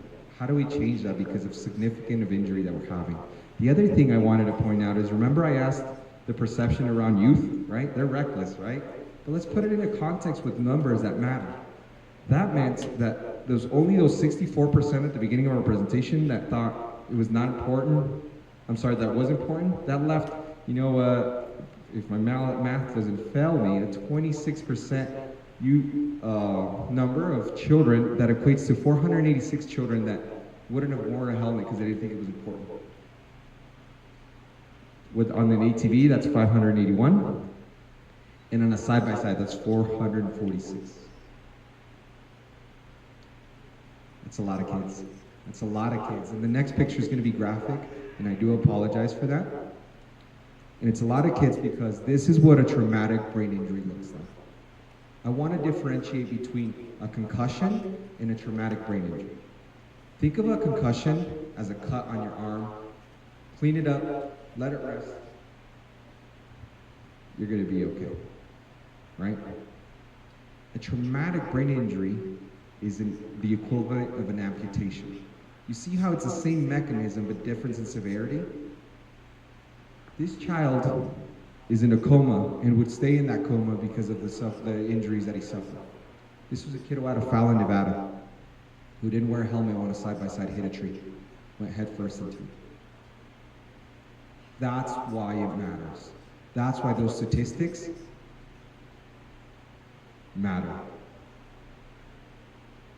So we asked the OHV community, those 234 individuals, what suggestions would you have to keep your children safe and away from that hospital bed? This is a word cloud, which means they were able to free text whatever they wanted into that box, and these were the most popular answers. Obviously, helmets was in the middle, which is awesome. Access to helmets, require helmets, safety riding, lighter helmets, education, better helmets. I think this was part of their why. They didn't understand the lack of helmets. I think they were saying they need more. They would like to have more access to. Safety awareness, helmet law. So then, the next question was a hot topic, especially here in Nevada. We asked them, would you support a helmet law that would require children to wear OHV helmets while riding? An astounding 92% would. And this is especially important because I don't know how many of you know, there technically is some NRS around helmets, but that looks, and it's very small, like this. It's very, very difficult to really decipher because it's NRS 490.130. The duties of an operator, which operator, right? Does that necessarily mean the children riding? When operating an off-highway vehicle on a highway, does that mean, what does that mean? In that whole NRS, the only time it was mentioned was here, wear a helmet. So yesterday, during the commission meeting, I asked that they review this and consider clarifying this verbiage to have a better understanding of what the ask is. Because if we don't understand what they're asking or how to keep ourselves safe, how are we going to execute it? I am speaking solely as part of Renown Children's Hospital with this next one. I asked not only that they review, but I also, as Renown Children's Hospital, that they consider a helmet requirement for anyone under the age of 16. Based on the data, based on the injuries I've seen, based on the blood that I've had on my shoes, and based on the pain that I've seen with the parents that I've taken care of. So how can you help? Model responsible behavior. As adults, that 1/3 that we talked about, we have to be the example for our children. Helmet use, situational awareness, encourage them to know how far they are, where they can get help. Do they have cell service? Do they know stop to bleed? Do they know how to put compression on a wound? Because traumatic brain injury is the #1 or most significant injury. #2 is an amputation. And in trauma, the #1 reason you die is from bleeding out. So these are all conversations to have. Trail etiquette and conservation, which I'm sure is near and dear to all of you here. The next one is continue to support pediatric OHV safety and funding opportunities and overall conversations, right? Because it takes the outreach, the education, and the resources, but not only done by us, because we're a small group that I hope grows, but I want it to expand to so much more. I want to empower local agencies such as BLM, local law enforcement, OHV clubs, OHV riders, to have these conversations with parents. You've essentially now been empowered with this awareness, education, and potentially resources, and that resource is Nevada Outdoor School. We're rolling this out where they'll have business cards available, so if you come across a rider with his family and they're not wearing helmets, instead of giving them that side eye or shaking your head, you approach them, you give them this business card and say, hey, reach out to them. Your kids can get this amazing course, which you'll hear about, and at the end of it, they can get a free helmet. That conversation would significantly impact us as a community because we have to change the social norm around helmet use. Much like at one time, seatbelts were kind of a pain in the butt, now we don't think twice. If any of you ski or snowboard, something similar happened within the last 10 years. We now have about 85% usage of helmets then. We need to create that within our community as well. And it starts with you. Legislature, all of that's good and great, but the true difference is within your OHV community. Keeping your kiddos out of harm's way, and yourselves. So, thank you. We'll take questions at the end. I'll turn it over to the Nevada Outdoor School girls, and I'm on time, guys. I have 15 minutes to spare. Look at me. Thank you, guys.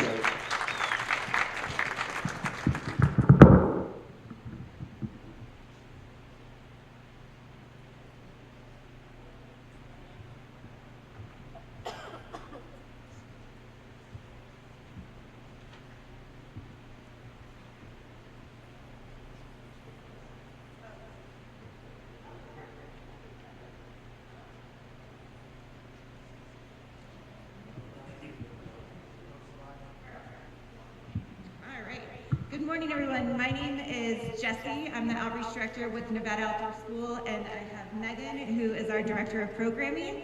And we're going to be following Jorge today, talking about Nevada Outdoor School's Ride Safe, Ride Smart program. At Nevada Outdoor School, our mission is to inspire exploration of the natural world, responsible stewardship of our habitat, and dedication to community. The way that we do that is through 3 primary focus areas, which is youth, training, and community. So our goal is to get people outside and do it in a way that's safe and responsible so that our recreation areas stay open for current and future generations to enjoy. We know that Nevada is an amazing state for outdoor recreation, and we also know that OHV recreation is a great way to explore and get around. So our goal to accomplish our mission is to get people to ride safe and ride smart. So through this program, what we hope to do is to give people of all ages the motivation, knowledge, and skills to get outside and recreate safely and responsibly. We know that Nevada Outdoor School primarily has used to work with youth, and so going off of Jorge's presentation, youth is definitely a big part of our mission to encourage people to ride safe, ride smart. It's not just youth though, it's our whole entire community, and how do we get everyone to buy into this concept? So this is where you come in. It's a great way to talk to our OHV community and get thoughts and ideas about what Ride Safe, Ride Smart looks like to you all. So this is an exercise that's like you have a magic wand, and if you could wave your magic wand and make everyone in Nevada ride safe, ride smart, what would that look like? So what we're gonna ask you to do, Megan's gonna come around and pass around sticky notes, and just think for a minute and then write down, again, if you had your magic wand, what would it look like in Nevada if people were riding safe and riding smart?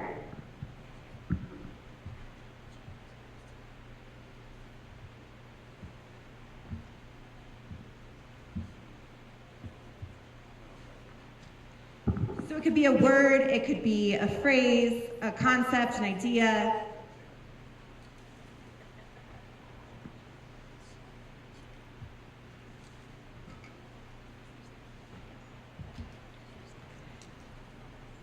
And when you've finished writing, we're going to ask you to stand up and go to the open space in the back of the room. This is what we do.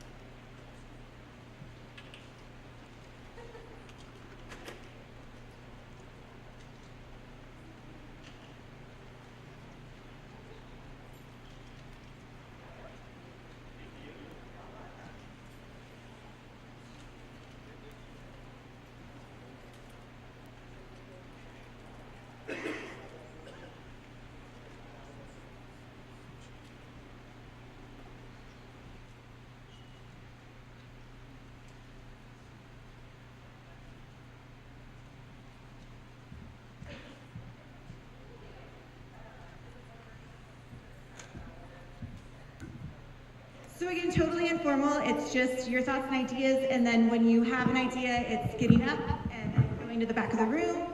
What we're going to ask you to do is start having conversations with people, ask them what's on their card, what's on your card, and then try to come together in different groups of like-minded ideas. So if someone wrote about education and you also wrote about education, then getting together with that person and then talking and forming kind of thought buckets. Yes. Yes, so if you had a magic wand and you were able to wave it and make everyone ride safe and ride smart here in Nevada, what would that look like to you?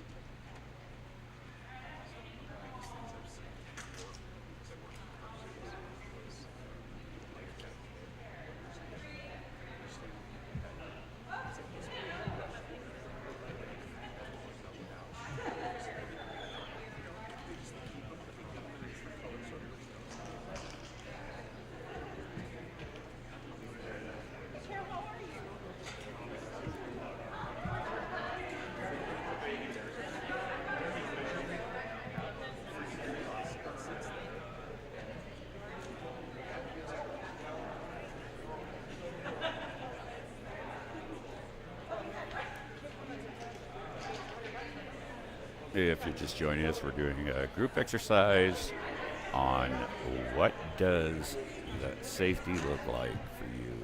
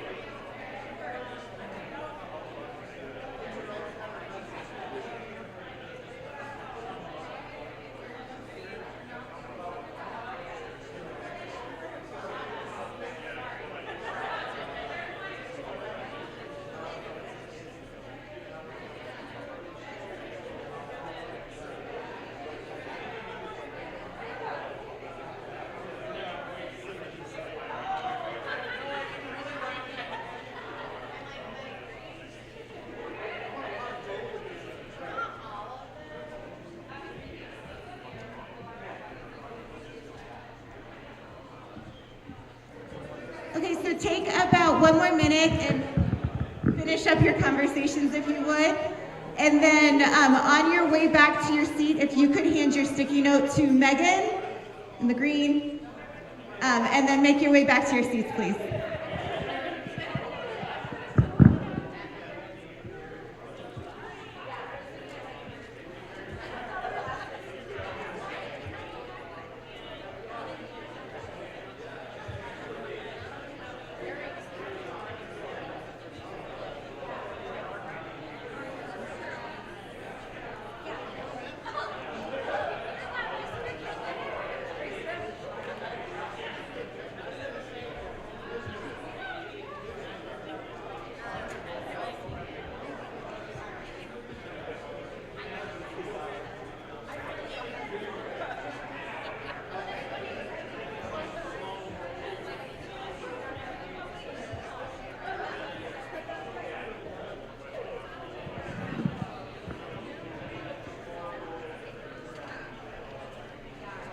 All right, and so we're gonna make our way back. If you haven't given your sticky note to Megan, please do so.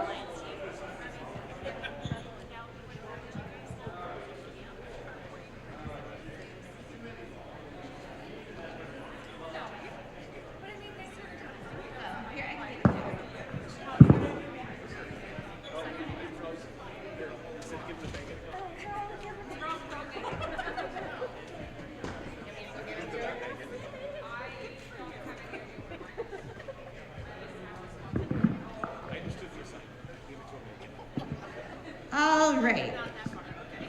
So informally, just kind of walking around and hearing a little bit of the conversations, there was some about clarifying state laws, a lot about PPE and helmet use, education and training.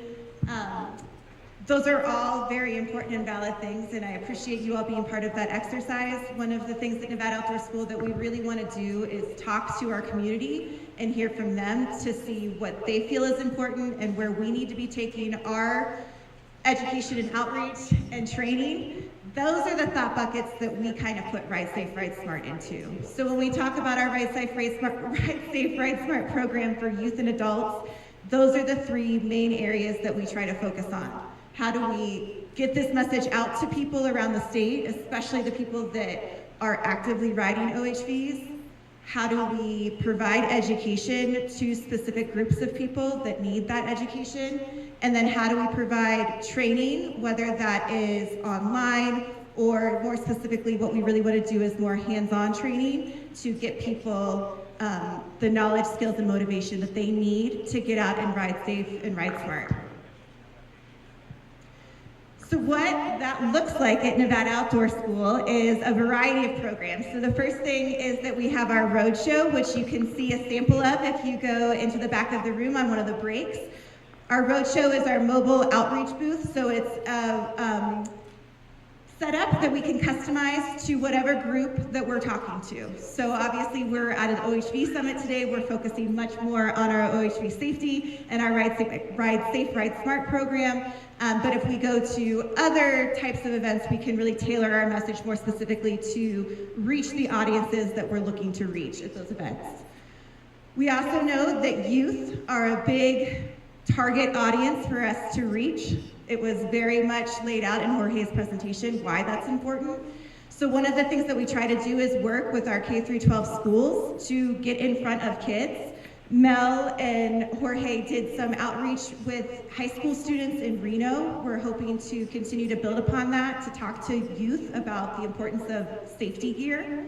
We also have developed a Ride Safe, Ride Smart assembly where we can bring youth together and we have a fun skit that they do, and then they go around to different stations, then they learn about proper OHV safety gear and tread lightly, how to do so safely and responsibly. And we try to get out to community events as much as possible. We were really excited that we worked with the Tonopah community a couple of years ago because they were seeing that a lot of their kids were riding to school in OHVs and they wanted to be able to give the education to those students. And so we went there, we did a community event with the community to again bring the families in, and then we also did a specific program with the schools. We have our youth camps. We do our Ride Safe, Ride Smart camp, which is for 7 through 17-year-olds Currently, it's a day camp. You do not need to have an OHV or safety gear or anything. It's just mostly education.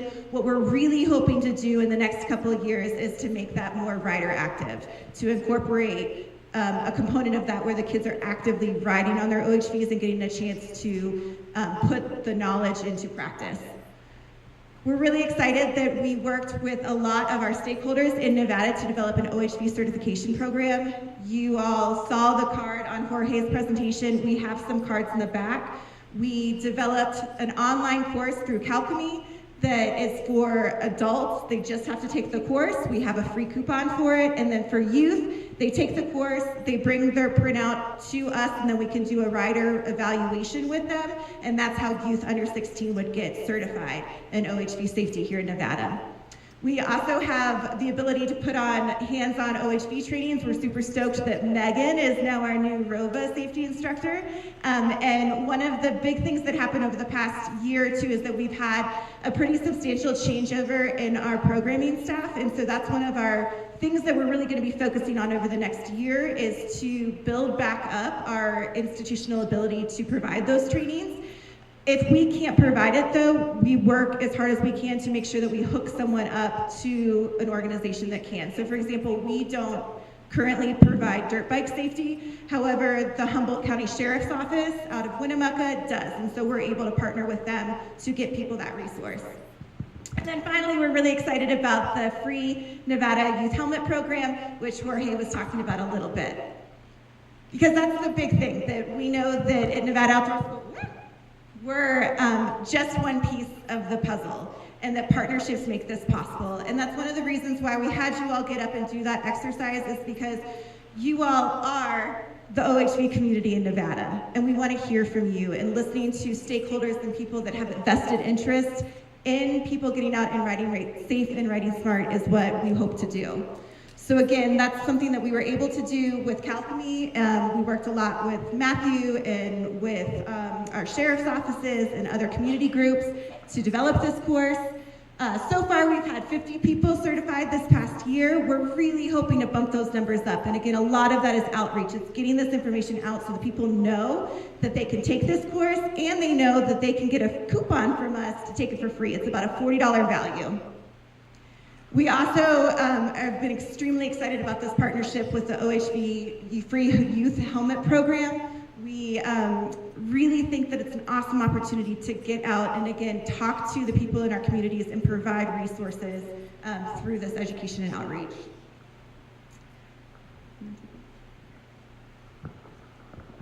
Okay, so like Jesse was saying, partners is what really makes Nevada Outdoor School and us strive together. So we'll be passing around a clipboard, and if you guys are interested, we're just looking for you to add your email, your organization, and we'll be in contact with you about ways that we can continue in building up new partnerships. So that'll be coming around. Perfect. So we're just going to highlight some of the stuff that we were able to accomplish in FY24. So we were able to get 10 people trained in Tread Lightly, which is really big for us because, like Jesse was saying, we don't have a lot of that institutional staffing right now. So there's only a couple of us that are trained on some of these Tread Lightly, Leave No Trace, ROVA training, ASI training. So we were able to get 10 people trained in Tread Lightly. We were able to get 9 people trained in OHV safety with our first ROVA course held in Elko. We're going to be expanding that out as well and offering more ROVA training and additional hands-on training for our community. We had 6 youth who attended our day camps, and those are, like Jesse was saying, camps where kids are not required to bring an ATV. So if kids don't have their own ATV, they can still attend this camp and get education with Nevada Outdoor School. We had our 50 OHV certifications completed online. We had 5 OHV-focused community events reaching over 670 people. We had over 300 free youth helmets distributed. And that was just with a beginning initial 1 year delivering helmets. And our goal is to really boost those numbers and put more helmets on kids. We had over 20 road shows reaching over 3,500 people around the state with the message of safe and responsible outdoor recreation. So we were really getting really far through Nevada and really able to expand our reach for our communities. For FY25, which for us starts here in October, we have some strategic priorities. So how are we going to improve our programs? And we are going to, first of all, start with our marketing. We recently hired a new communications and marketing specialist. She has been absolutely phenomenal. And using her as a resource, we're able to expand our marketing and reaching more communities through social media, videos, and being able to have really great flyers and promotional items for the community. Our hope is, like Jesse was saying, to get more staff and team training. We recently acquired and have 2 new program coordinators with Nevada Outdoor School. These 2 members are very new to our team, and we are hoping to get them trained up with that institutional knowledge where they can bring it out to the community. We have youth program development and expansion. So we're hoping to expand all of our youth programs, with especially our Ride Safe, Ride Smart, getting out into the schools, going into high school, middle school health classes, expanding our reach, teaching helmet and safety, and expanding our Ride Safe evaluation. So where we're getting kids out on ATVs, doing trail rides, really being able to evaluate their skills and their knowledge. Our objectives for our upcoming year: we want to reach at least 300 people through our online course. We have coupons in the back. You're more than welcome to come up after our presentation to grab a few of those, take them home for yourselves, family, kids, grandkids. We want to host 4 rider evaluations. We want to facilitate at least 3 Tread Lightly trainer courses, facilitate at least 4 hands-on OHV safety courses. We want to reach at least 3,000 K through 12th grade youth through our Ride Safe, Ride Smart assemblies, programs, and lessons. So if you know any schools, if you're trying to get into schools, you can reach out to Nevada Outdoor School, and we would be happy to come out to those schools. Especially our rural schools where it may be more difficult for other partners to reach, we're always willing to travel to them. We want to facilitate at least 4 Ride Safe, Ride Smart youth camps, and then distribute over 400 free youth helmets at hotspots is what we call them, so high-use recreation areas. So what are some things that you guys want to see? And you're more than welcome, like if you put your email down, we'll reach out to you. But just having that conversation and thinking in your mind, like what are some things that you want to see that Nevada Outdoor School can do and help within your community? And we're asking, when we have a break, come up and talk to us. We'd love to get your feedback. Our ask is to please help spread the word. Kind of like what Jorge was saying, just getting out, spreading the message, spreading the education, knowing what resources are available. That's a huge and important step. So that's kind of our ask, is to just spread the word about education and safety in the OHV community. And then we've got our contact information. We have our business cards in the back as well, where you're more than welcome to reach out. But together we can preserve and promote respectful and safe OHV culture in Nevada. And that's really our goal, is safely having fun and being safe while out recreating. Thank you guys.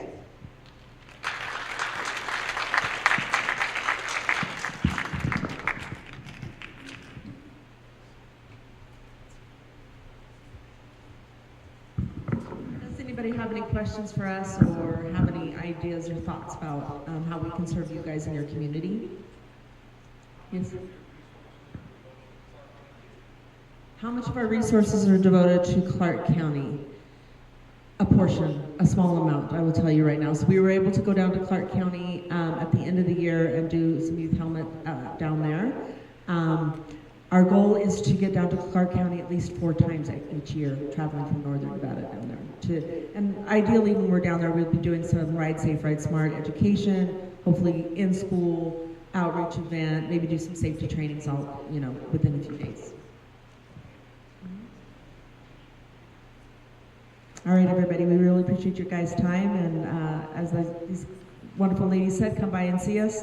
We also are giving away some really sweet outdoor gear, so if you want to come by and put in a ticket for that, we'll be giving that away tomorrow. So again, thanks a lot, and I'll hand it back to Matthew.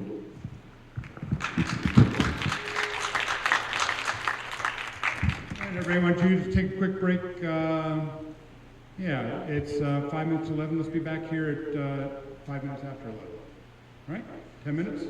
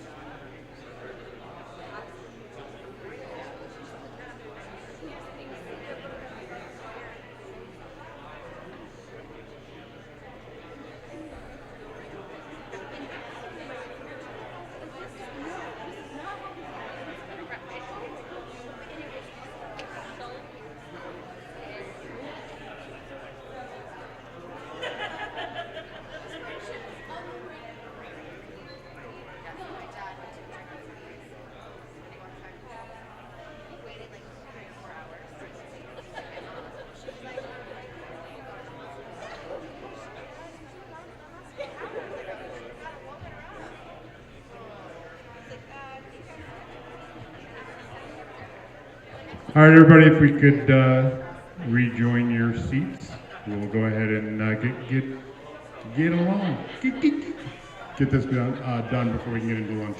So there you go. English is my primary language.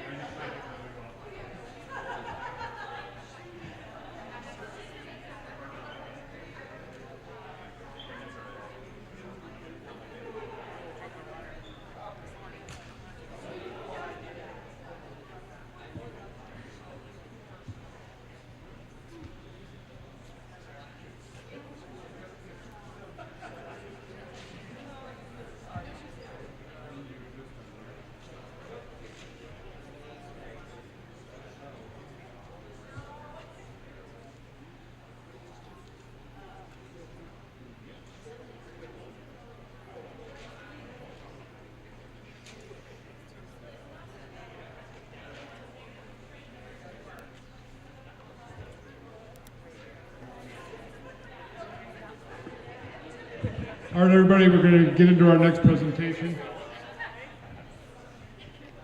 We have Jeff Rosenfeld from the Wildwood Open Lands Foundation. Jeff serves as the foundation president and board chairman, raised in New England. Yeah, baby. Sorry. There's a bunch of us from the Northeast, just saying. He learned his appreciation for outdoor recreation in the White Mountains after earning degrees in environmental management from Rensselaer Institute of Technology, and business administration from Northeastern. He spent decades working in biotech, environmental restoration, clean technology, and healthcare.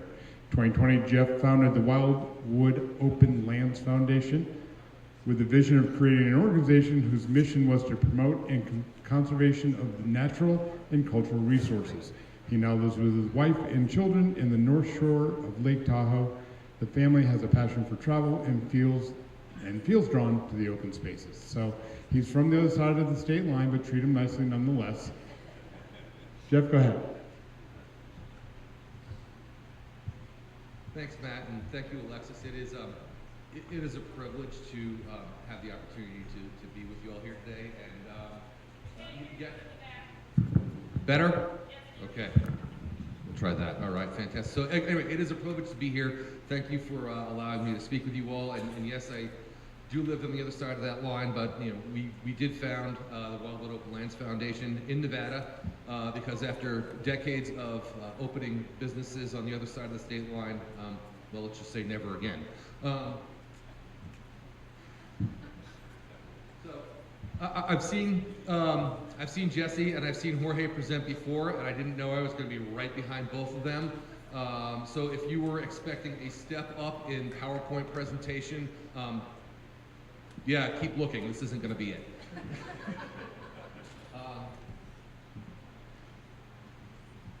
So what I want to talk about with you all today, yes, we are a nonprofit, we are a conservation organization, but I'll tell you a little bit more about Wildwood Open Lands, of what we do from a perspective of context, but that's not really important for the discussion of today. We talked a lot about partnerships. We heard a lot about partnerships today and yesterday, but really what I want to focus on with you all in the next 20 minutes is that's how we've been able to be successful in the work that we're doing, and talk about how that we've gone about that approach of creating partnerships and maintaining those as a mechanism for a small startup nonprofit to be successful. So that's this one. There we go. Okay, so yes, Wildwood Open Lands Foundation. We are a Nevada not-for-profit corporation. We are a 501c3. Our focus on conservation has been a little bit of a different twist, although we do support access and open public lands. A lot of our work has been focused primarily at the end user level, and within that, really the newcomer beginner of the end user level, of the actual folks who are out on our public lands, from the perspective of working with responsible recreation, outdoor ethics. Our team, we have recently become tread trainers. We are leave no trace trainers. We have folks who are in the medical industry who will do critical backcountry stop the bleed training, and we do a lot of work in those areas in outreach through either expos or club meetings and some of the events that we've held in the backcountry, of being able to hold those and pass on that knowledge. And we do, every time we're doing something with a partner organization in the backcountry, there's always a stewardship level activity within that. One of the guiding principles we've tried to tie into everything that we do is that as users of public lands, by nature of that, guess what? You are a steward of public lands just as well. So, we are, and we could not have been where we are without the partnerships we've gained through either physical or human or influential, financial, or even intellectual capital that brings to us. And I guess you guys can see here, we are a 100% volunteer organization. There's part of the group, pretty handsome bunch of fellas there.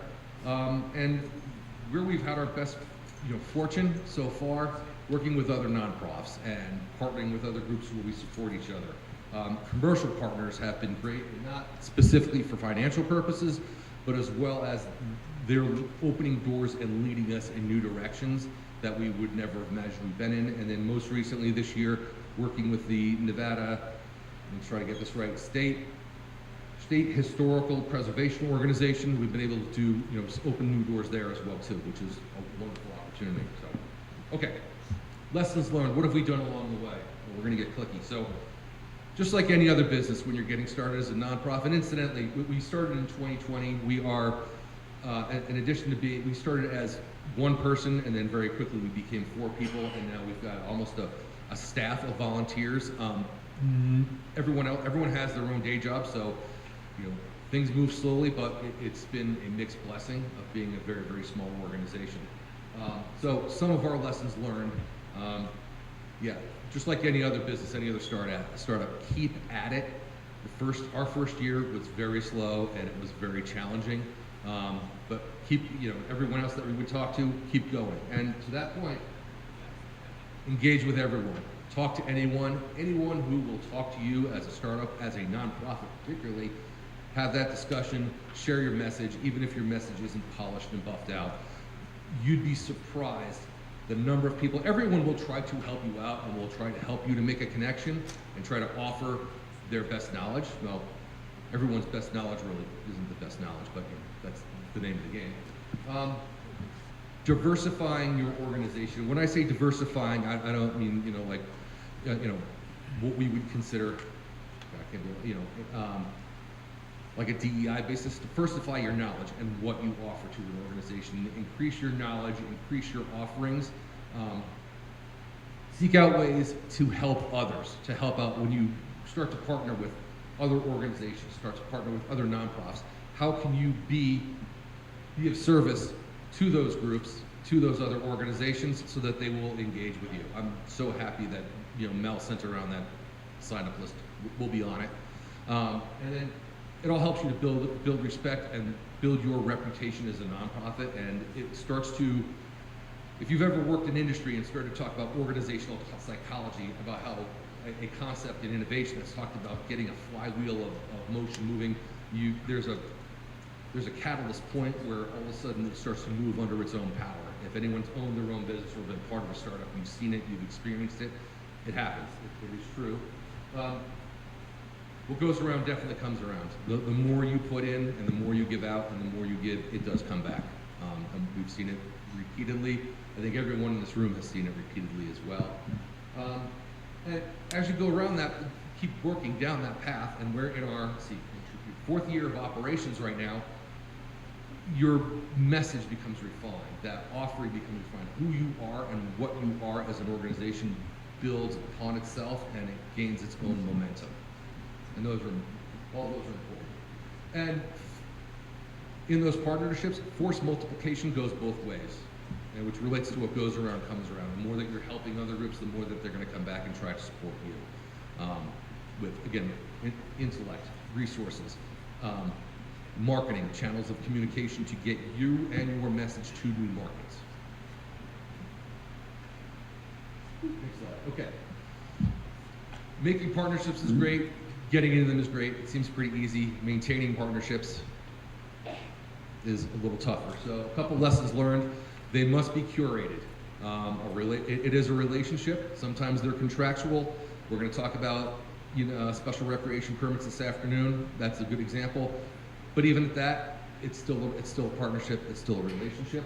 From the get-go, shared values, common goals, clear expectations of what both parties are going to deliver. It sounds like a business relationship. Should be straightforward. But how many times have any one of us been there and seen it go south? What is success, and what does it mean, and how is that understanding shared, not just between the leaders of any two organizations that are coming together, but how is that shared understanding understood vertically throughout all of those, through each organization? So there's no, you don't get into the coat of arms and loggerheads down the road.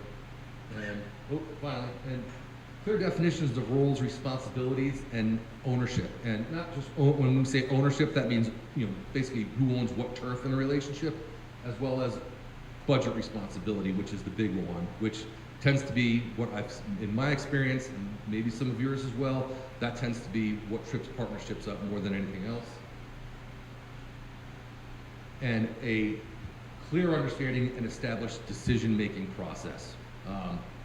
How decisions get made, who's going to make them, who makes the final call, and who's in charge will help that move forward. Oh my. And keeping open communication. Throughout every stage and every level of my professional life, I've seen poor communication, trash business relationships over and over again, if I had a nickel. Inter and intra-team, so within your own organization and to your partner organization, clear lines of communication and how those are going to work together. Public communications from the partnership. We've seen, from the presentations we've seen here today, public outreach, clear public messaging has been a recurring theme already. I don't think that would be a shock to anyone else. In both written and verbal.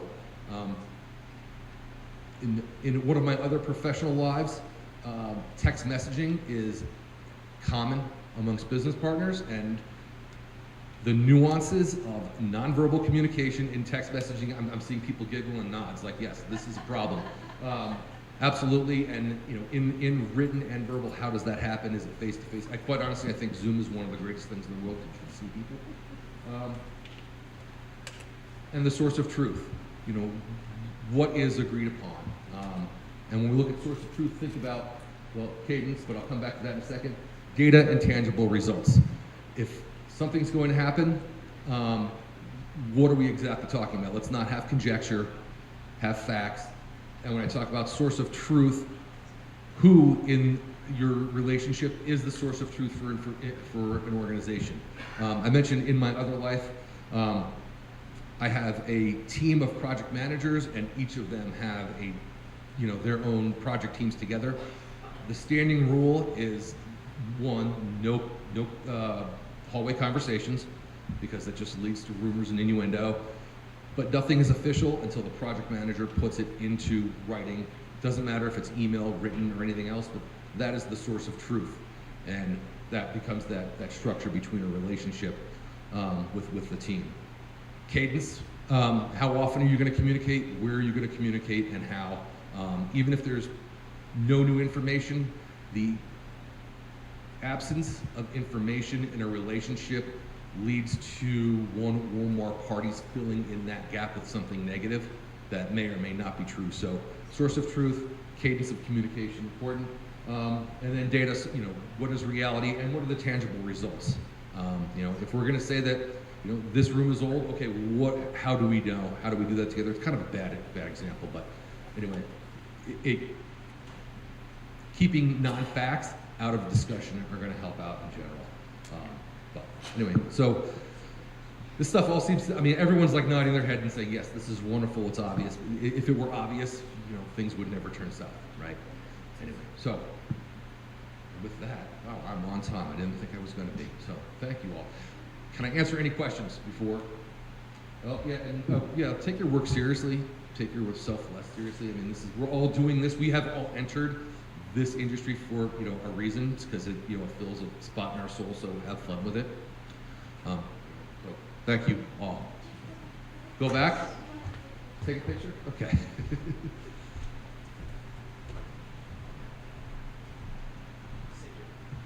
I'm assuming we're open. Oh, hang on. 1, 2. How about that? Okay. Oh, okay, sorry. Because I'm sitting back there, it's much easier to come up to the microphone. So I have a question. I have a nonprofit, and I'm going to talk after lunch. But what spurred you to want to make your particular nonprofit, and how do you network or add value that other nonprofits in your area are not? Like, what gap are you filling? Those are 2 wonderful questions. And I could eat up the next half an hour to explain it. I'm good? Okay, fair enough. A very, very long time ago, I read an article in Outside Magazine, like when I was 20 years old. And it was about Doug Tompkins and his work that he had done in South America. And I, in the back of my mind, I, tossed the magazine in the corner, went to the Red Sox game and said one day somewhere in the United States. And in 2020, actually it was late 2019, my wife and I had a life event, and all of those underlying thoughts of, if you're not doing, time is limited, life is short, take advantage and do the work that you want to do while you're able to, came forward. And after reaching out to a couple of friends and a couple of colleagues, that became the board of directors. And shortly thereafter, on February 18th of 2020, Mobile Law filed our licensure with the state of Nevada, and we were off and running from there. So from that point, so how do we find our niche? Your second question. How do we find our niche, and how do we provide a different service? It was not clear at first, and that's where I said talk to everyone who will reach out to you.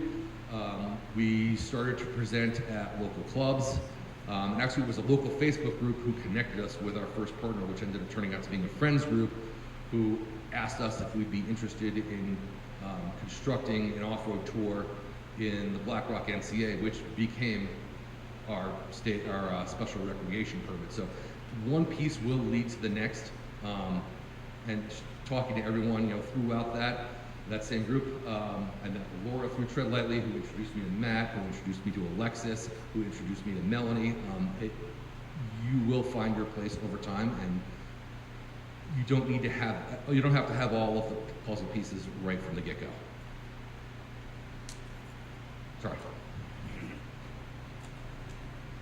Did I answer it? Yes. Okay. Thank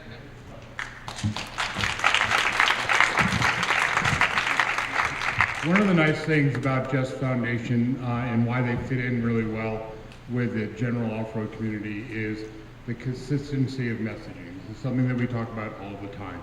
Right, safe, right, smart, whatever the case may be. The consistency of the messaging is what actually gets through to the people who need it most. And by that I mean, the teenagers and below. Nobody here is going to find some 60, 70-year-old guy on the side of the trail pounding beers as he's driving his buggy and telling me I really shouldn't do that because that's dumb, and expect that guy to stop that behavior. However, if we can actually start to put our thumb on the scale to the younger folks, and the analogy I like to use is that when I was a child, we did a lot of alpine skiing, ski area stuff, right? Nobody wore helmets. Then my contemporaries had kids. They put helmets on their kids because they're the helicopter parents. They want to make sure the kids are always safe. You go to a ski area now, everybody's wearing a helmet because those guys all grew up. All those little kids grew up and they're all wearing helmets. And it's the same mentality. So now that consistency of messaging in alpine skiing and any of the outdoor sports like that really pays off. So that's why Just Group in particular is near and dear to us. We like the fact that you guys don't suck. So, all right, and I'm not suggesting the next group does, because it's Larry Calkins.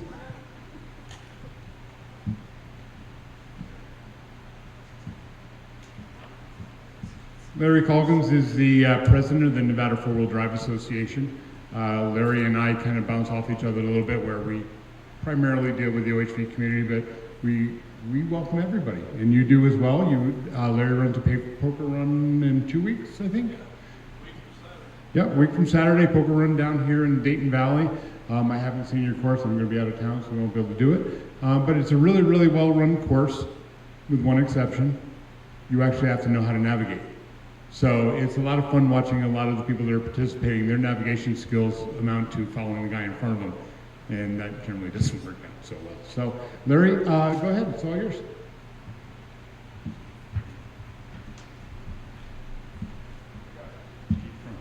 Keep from stepping off this little riser that I'm on. Yeah, I'm Larry. I've been around quite a while in the OHV community. The Nevada Four-Wheel Drive Association, well, that's my entire presentation on video. Anyway, we were established in 2013, and I come from a long background with the California Off-Road Association, California Four-Wheel Drive Association. When we decided to start the Nevada Association, we sat and looked at some of the downfalls with the California Association, and that was that they didn't include side-by-sides, ATVs, or such. So we decided to be an all four-wheel drive vehicle-oriented organization. So excluding the few ATVs that we have and maybe a buggy or two, we're about, I'm going to say 70% Jeeps and trucks, and 30%, maybe a little higher than that, with UTVs. And so thanks for Matthew for mentioning our event. Our event a week from Saturday is open to all four-wheel drive vehicles. It is off-road poker run, about 18 miles in length. And we're going out of the rodeo grounds in Dayton and returning there, and then we have a big raffle and a meal, serve good quality hamburgers and hot dogs. But anyway, and we've got some prizes for poker hands, some cash prizes. Anyway, go on a little more about what we do. We are a land use advocacy group. Our job is trying to keep Nevada's public lands open for future generations. Sometimes that's a little tough, so we monitor all of the agencies, BLM, Forest Service.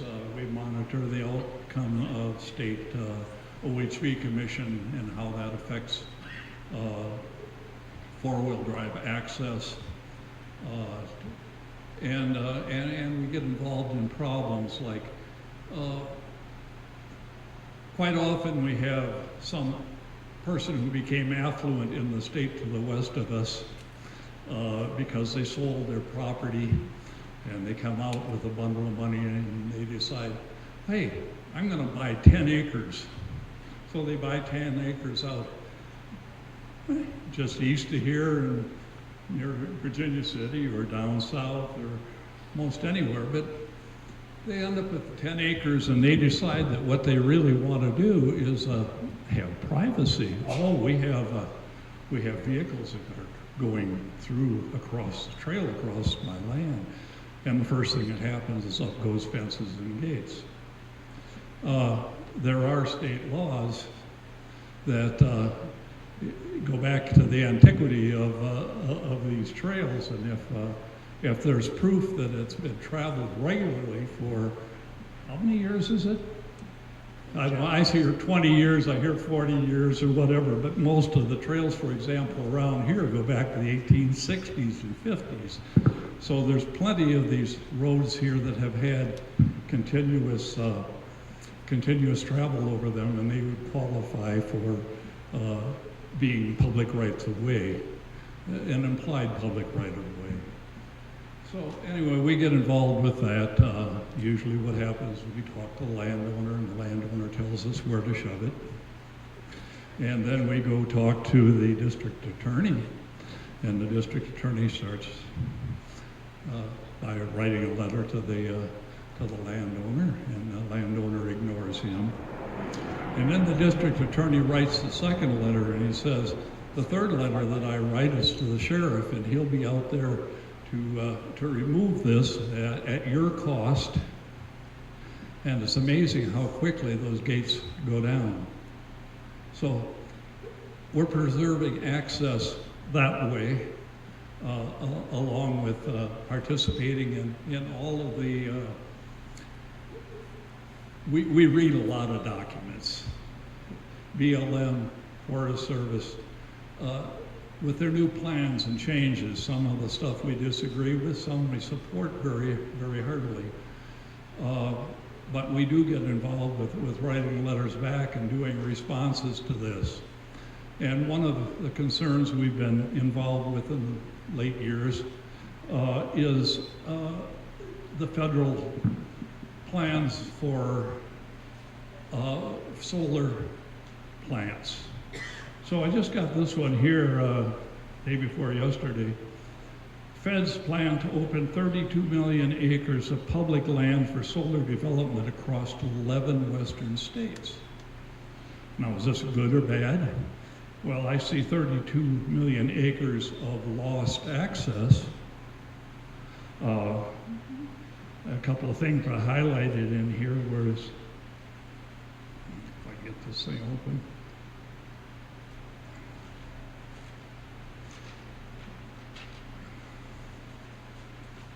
It says under the plan, about 12 million acres of public land in Nevada could be available for solar development, more than twice as much as Utah, the next most affected state included in the Western Plan. And if you're familiar with the 30-30 plan, that's also affecting us tremendously here in Nevada, more than any other state except for Alaska. But once again, we're talking about access. Statement in here was that water is not needed for solar plants except during construction. That is not true. I talked to our folks back here in the Next Era Energy Group, and they say that their plants do not need continuing water. But most of the plants and the plans that I've read are the need to wash the solar panels and keep them clean. So there's a constant need for either trucking in water, or else they're going to have to put in wells. And wells are a hard thing with the water rights in this state, is to be able to take and tap water. Some of our concerns are down in the Amargosa Valley, where there's a large farming community that depends on water from uphill, and one of the major solar pathways that the government has decided are places that you can do your solar development is right along Highway 95, going down through the Amargosa Valley. So that's a big problem. Down around Las Vegas, there's quite a bit, especially over in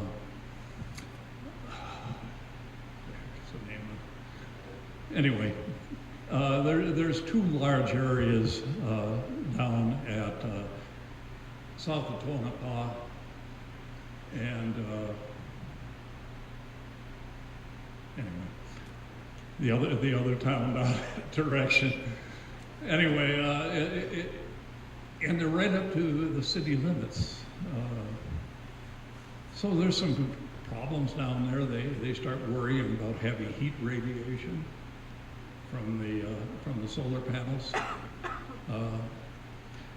You know, and local consideration down there, but it just seems that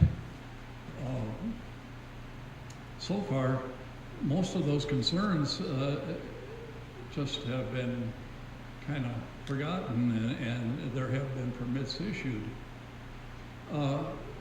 So we're not pro or con on electric development down there. We were just we are an access group, and we just want to be able to continue to use Nevada's public lands.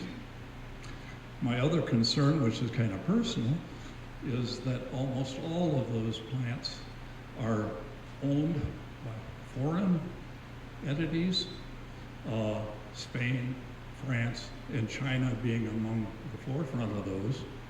Some of them are American. NextEra says they're all American owned. But the money's coming from foreign countries, the profits from it go back to the foreign countries. They're here in Nevada. Why is it not that they're restricted to American companies that put money back into our economy? So that's one of my personal gripes. So anyway, I kind of rambled on about this, but just an idea of what we are doing and what we're involved in as the Nevada Four-Wheel Drive Association. Any questions? Yes?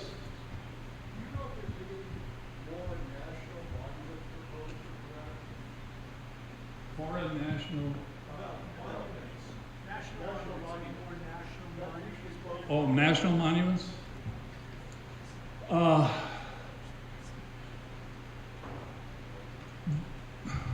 I can't say that I know the names of them. There have to be several of them under consideration right now because of the 30-30 plan.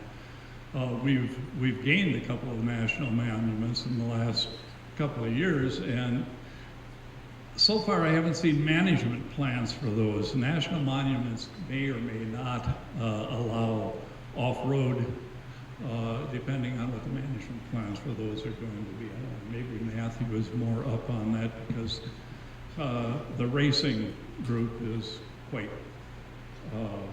involved with some of these national monuments that have been built right across the existing routes. But anyway, yeah, I can't tell you the name of them right now, but there's got to be stuff out there under consideration to take more land and put it into some type of conservation. You know, the 30-30 plan says they want to put 30% of America's public lands and waters by 2030 into protected status. Protected status is not defined by the year 3030 or 2030. So who's this going to affect? Where's this land coming from? The 11 western states have probably 90% of America's public lands. Nevada, next to Alaska, has the most of America's public lands. We have 95% of the state is public land, whether it's restricted or not, like military and things like that where we can't use them, but we have more public lands to use than anyone does. And therefore, if you're going to get 30% of America's public lands, where are you looking? You're looking at the states that have them. So that's what's happening, and it's happening so much behind closed doors. So often it's almost a done deal by the time we find out about it. So, but thank you, Matthew. Right? Sure.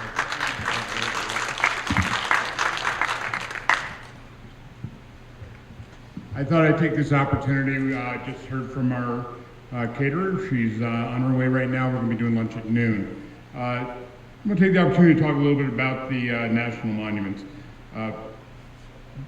In general, our position on national monuments is that you two hands to talk. The issue with national monuments is not whether they should or should not be established. That's not our position. Our position is that it takes meaningful public input away from the equation. And I'm going to read you something that I got an email yesterday from Americans for Responsible Recreational Access. If anybody here is not subscribing to the ERA newsletter, you should. So, timing is everything, right? You just brought this up. This came in, what day is today? Today's Wednesday. This came in Monday. Addressing the national monuments is a top priority for era members. The Antiquities Act of 1906 was created to grant the President executive powers to designate and protect important cultural resources, resource sites such as historic battlefields, pioneer homes, and discrete lands with unique scenic values such as Devil's Postpile in California, which by the way is pretty cool. Or effigy mounds in Iowa, which is also really cool, and I can talk about that with somebody later if you're really interested. And I can also talk about the dynamite thing we talked about last time when Sean was here, and what happens if you leave sweating dynamite on the beam of a barn for many, many years, what they have to do with the barn. But anyway, so back to the effigy mounds in Iowa. Historically, the national monument designations were never intended as a substitute for congressionally approved wilderness or other land use classifications, including areas identified for OHV recreation.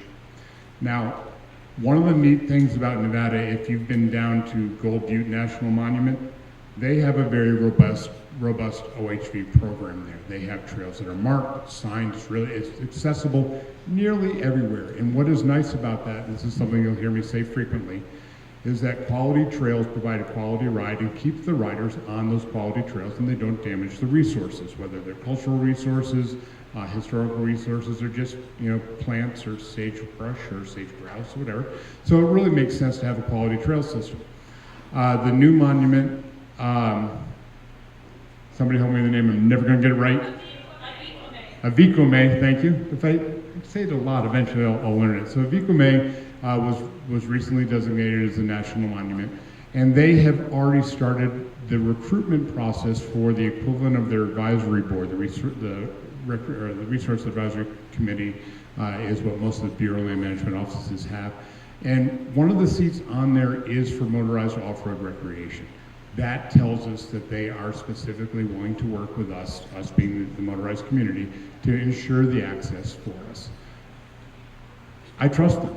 I mean, we've talked about this for a couple of years now, right? So we at the Off-Road Association, we tend to apply for some of these positions to make sure that we have a voice, but we actually trust the people who have the ownership of this project to do it on our behalf. If things do go sideways, we will know, and we'll raise a ruckus, and we will make sure that we are able to put our thumb on the scale to protect that access. But at this point, there's no indication that those trails that are already there, those historical roads, like Larry said, going back to the mid-19th century, any of those that are there now will either remain open or a better option will be provided. That's what they did at Gold Butte. That's what our ask is always going to be. So, if anybody have any questions about National Monument? Yes, sir.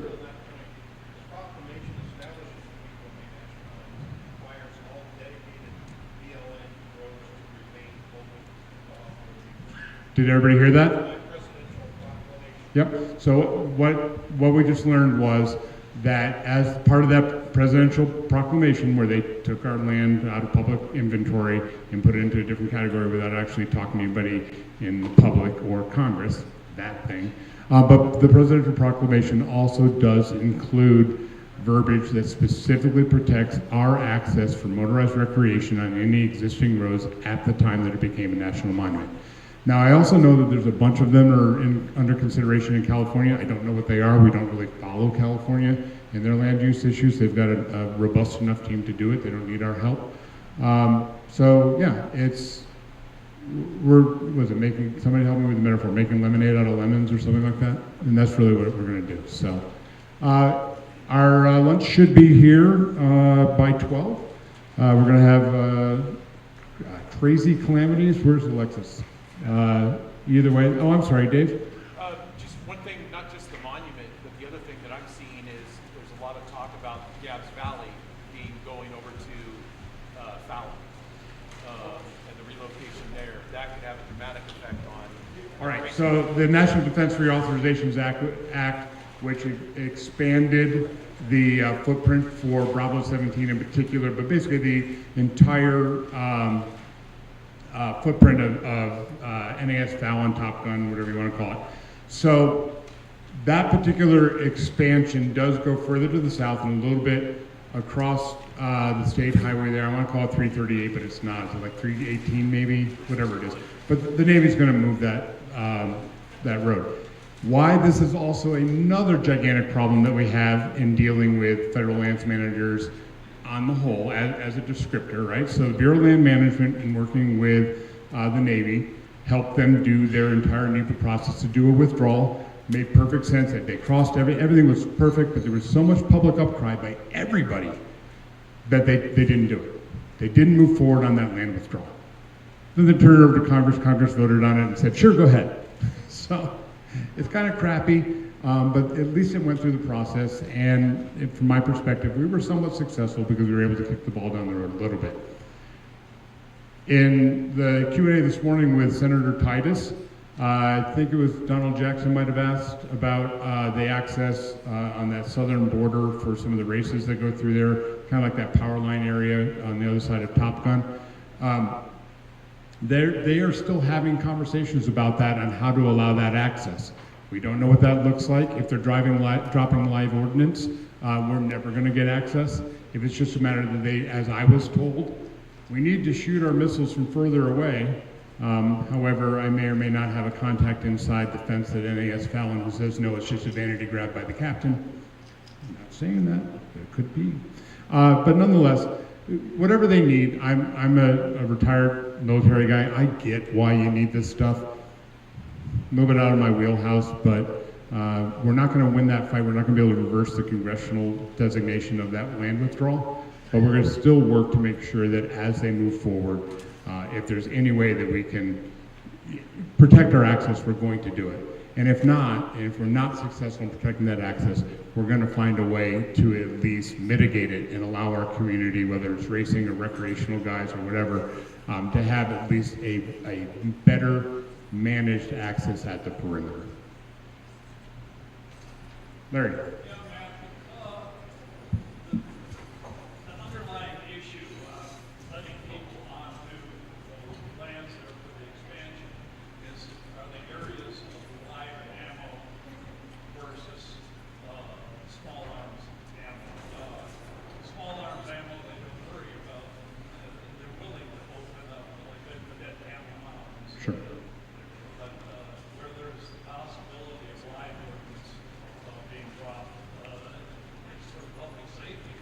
Right, and Bravo 17 in particular is the missile range. The air-to-ground stuff. Even the A-10, the Air Force guys will go out there with some little bit of depleted uranium.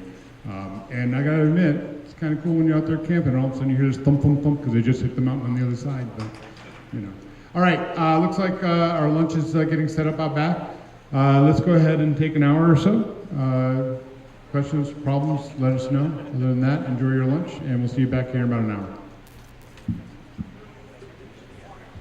So there you have it. That's the morning session for the Nevada Off-Road Association's annual summit here from Virginia City's Piper Opera House. We will be back at 1 p.m. Join us then. Until then, Desert Rider, as always, says, love you.